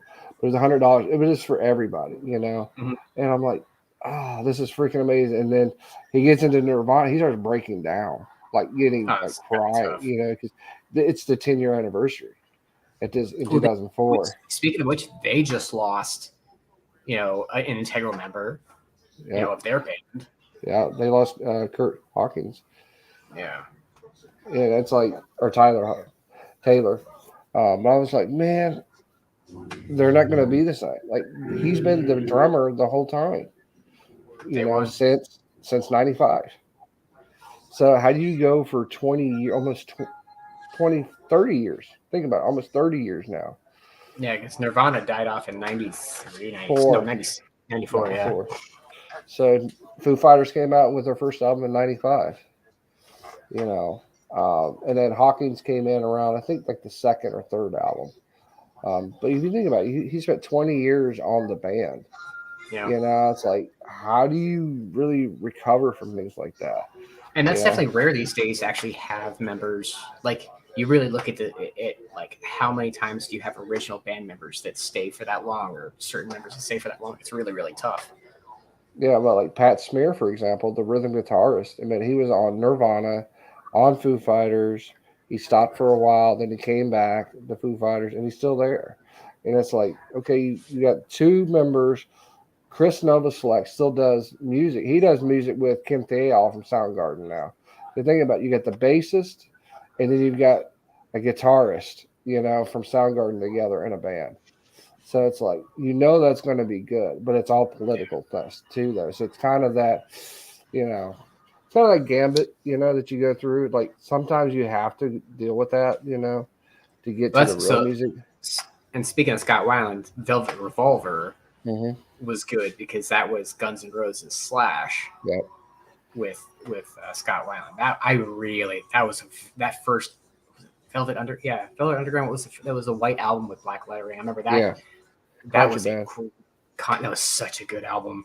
God, that was like 2005, 2004, 2005. Because I remember that era was like when we had like Green Day, American Audio Idiot. Slave. It just came out. Oh, dude, that's such a good album. Cochise, Gasoline. Doesn't remind me. Oh my. Mm. Yep. And that's the thing is like you saw some of these bands like we were able to transform into something else other than what they were before. They were able to do things, like Tom Morello on Audio Slaves. The thing about that, Tom Morello, the lead guitarist from Rage Against the Machine with Chris Cornell on vocals. It was phenomenal, and it was a good that was the era of the super bands, at that time. Yes. Yeah, and there a lot of them did really well. But then some did minus not. the Ted Nugent, Sebastian Bach, Yeah, dude from Anthrax. That was a train wreck. no, yeah, Ian. Oh man, it was not good. And did they have the one dude from Biohazard? Was it No, it wasn't. Rain of Blood. Was it Cradle Filth, wasn't it? No, there was. Oh my God, what Slayer? Because I remember that it was the big dude with that tattoo on his head. I was like, oh my God, they got all these people. These are all alpha males. How are you going to get any of this to work? I was like, no. Well, it's like I watched Hollywood Vampires, which is Alice Cooper, what's his nuts from Pirates of the Caribbean. Johnny Depp. Yeah, Johnny Depp. And then they brought in Ted Nugent one time. And it actually worked out very well because you had different political views. So they actually were talking, like trying, they weren't being aggressive to each other or nothing like that. But it was cool to see, like, hey, we come to a compromise. And they made compromise songs together. So it's like, it was kind of cool to see. Because Nugent, everybody knows how Nugent is. Yes. Guns blazing all the time. I mean, he is a poster boy of NRA. And speaking like another artist who's now fully retired, who will not be performing anymore, is Phil Collins from Genesis. So is Elton John. He did his last. Yeah, just like crushing. But what is nice is at least Elton John is doing these things where like he's allowing people to like revisit his songs, and like he did a mashup with like Britney Spears or whatever. But like they're like Tiny Dancer and Rocket Man, like those things getting revamped, like because like, we grew up with that stuff. I remember having the little records, the singles, especially for him in England, and but keeping him relevant, because like one time, the only time people even knew about him was probably like what they sounded like was the tiff between him and Eminem that then turned into a duet, Well, that and everybody remembers, the Princess Diana song, Yeah, that was Candle in the Wind. Yeah, I was in England when that happened. And I remember when Lion King came out, oh yeah, Lion King was huge in the States. 1995. It's celebrating 20 something years. They actually they were doing a special on the TV last night talking about like the original cast members, and that is a real circle of life because now you're talking about people who are like little backup dancers who are now helping direct the film. It's pretty cool. Not the film, the broad. And they did that sequel to it too. And they brought back the original voice actors. And I'm like, this is awesome because it was the live action one, the live action version. I'm like, dude, that is cool. That's how you should do it. Bring back the original people. I mean, you won't have Robin Williams. You can't. You won't have him there, but at least you can have everybody else. But I was just like, holy. Wait, was Robin Williams in The Lion King? I know you had Rowan Atkinson. He was Rafiki. Oh, he was the monkey? He was a monkey. I didn't know that it was. All these years, I don't think I ever knew that. Because I was thinking like Rowan Atkinson, who was the toucan, bird, parrot, whatever the hell he was. Parrot, yeah. Yeah, I've got a lovely bunch of coconut. Sorry. You are dumb. Oh, man, I did not. Damn, I didn't know. How did I miss that? Man, I feel like a terrible human being. Nah. Trust me, he did so much voice acting work, though, that a lot of people don't know what he does. It's like, I didn't know, like, how many cartoons he did, outside the scope of that. It was like, when I remember when James Earl Jones, like, it was that big thing, James Earl Jones is the voice of Darth Vader. And, like, nobody knew who he was at the time, I'm like, okay, who is it? Who is this guy? What does he look like? Oh, dude, it's the snake guy from Conan. I was going to say, it's the snake dude from Conan. I'm like, what the hell? You're Darth Vader and you're this dude. But he was supposed to be Yep. like one of the nicest people ever to meet. That's what I Yeah. heard. Because I mean, he was one of his other good roles was the Firm with Tom Cruise. Yeah. He was a really good character in that. Yeah, he's just badass actor. Plus his cotton socks. He's still alive, thank God. I know. But remember when they said he was dead a couple of years ago? And they're like, James Earl Jones, well, what do you mean he died? Oh And he my goes, God. I'm still alive. Still alive and kicking. He's like, I just had a little bit of a chest cough. It's like, leave me alone. I mean, I love that's our era. I mean, but Yeah. it's funny. Like the movies I watch now are mostly horror. That's new, and the reason why because there's not a lot of new movies that really entertain me anymore. Well, for me, it's like I can't watch horror because I can almost predict everything that's going to happen because they fall into the same trope as well over and over again. If you watch mainline, yes. If you watch the Yes. main series, yes, like that's 100% true. But if you step outside of the main horror stuff and go into like like I watch a lot of the ones that are Blumhouse productions, now. So they do a lot of those, the RGI movies, Crawl, for example, The Host, and The Witch that just came out. It's like some of those. Go ahead. Sorry. Like those kind of ones, those entertain me now. Because they're different. The color of the shape with Nicolas Cage in it. Freaking Willy's Wonderland, dude. Nicolas Cage doesn't say one word in the whole movie, and he doesn't have to because his actions show everything he does. There's nothing better than Nicolas Cage beating the shit out of a stuffed animal and the blood flying. What was the other one he did that he got like critically acclaimed for? Was it Pig? Something like that. Pig was another one. Pig was good too. So are these gonna be films that are like on Shudder, or do you really have Shudder, or even some of these the way they work is they'll come on Shudder for a little bit and then they go straight to Blu-ray, and then they're gone. Like that's the only way to watch some of them for a while, and then Shudder will bring them back, and then Netflix eventually gets them. Oh, okay. Because like right now, but like on TikTok and a few other things, like people are saying you can't get 10 minutes past the movie Grimm. Yep. I don't know what about, but I remember watching someone's reaction and they were basically like they threw their phone across the room, and it was just like that was 8.5 minutes in. And I was like, I'm curious. I'm gonna have all the lights on, and it's gonna be on low volume, if not mute. Yeah, and that's like the Conjuring series. I love the Conjuring series, because it's different. It's different than the normal stuff that's out there. And then what was the other one I just watched? I tried to watch that Resident Evil movie on Netflix and got so pissed off with it that I turned it off. I almost unsubscribed. Was that the Raccoon City one or whatever? Yeah, I didn't bother because you didn't miss nothing. And so what did I do? The next day, I went and watched the animated Resident Evil series they had on Netflix. Phenomenal. It was phenomenal compared to the movie. And I'm like, this is how you do it. See, that's why I like watching on anime or on Netflix. I'll watch it over and over again. I'll watch that. It's not Shin Godzilla. That was the movie, but there's like a 3-part. It's like 6 hours or something like that, like anime on Godzilla. I will watch that over and over again. I mean, and those are just slapstick fun movies to watch.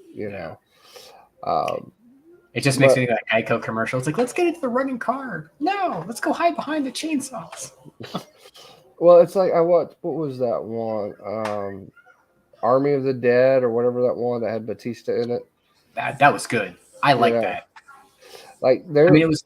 Don't think about the plot. Just like watch it for what it is. I thought it was really, really good. I liked it. What I didn't understand was that's the second movie. That's not the first movie. There's a first movie. No, there's a prequel movie coming out. It's supposed to be part of that whole series. Oh. And I'm like, okay, because like they were in Vegas, and they're killing everybody. This is what happened before all the zombies showed up. So I'm like, okay, why wouldn't you lead off with that? Well, it's probably to see because I can't remember. It was a big director that did that movie, like straight to Snyder. Netflix. Snyder, yeah. Snyder did. But he's got another one coming out, doesn't he? He's got some Star Wars style thing coming out shortly too that he's been bragging about, and I think you just left the chat.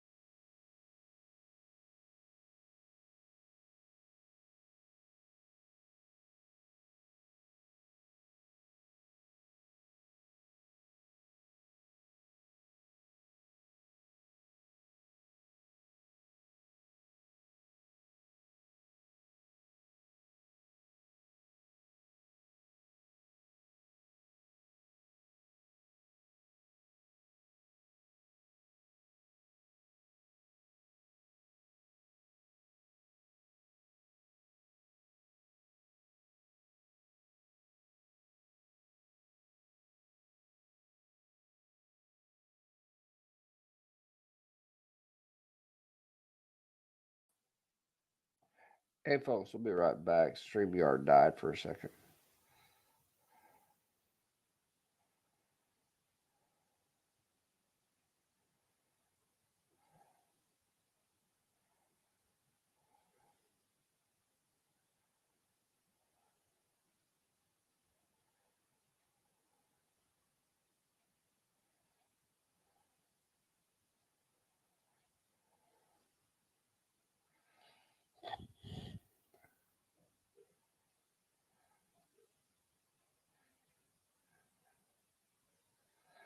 All right, so Carl had to jump off.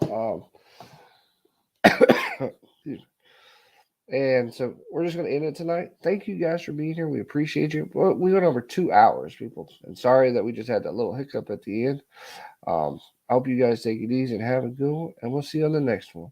All right, all right, all right.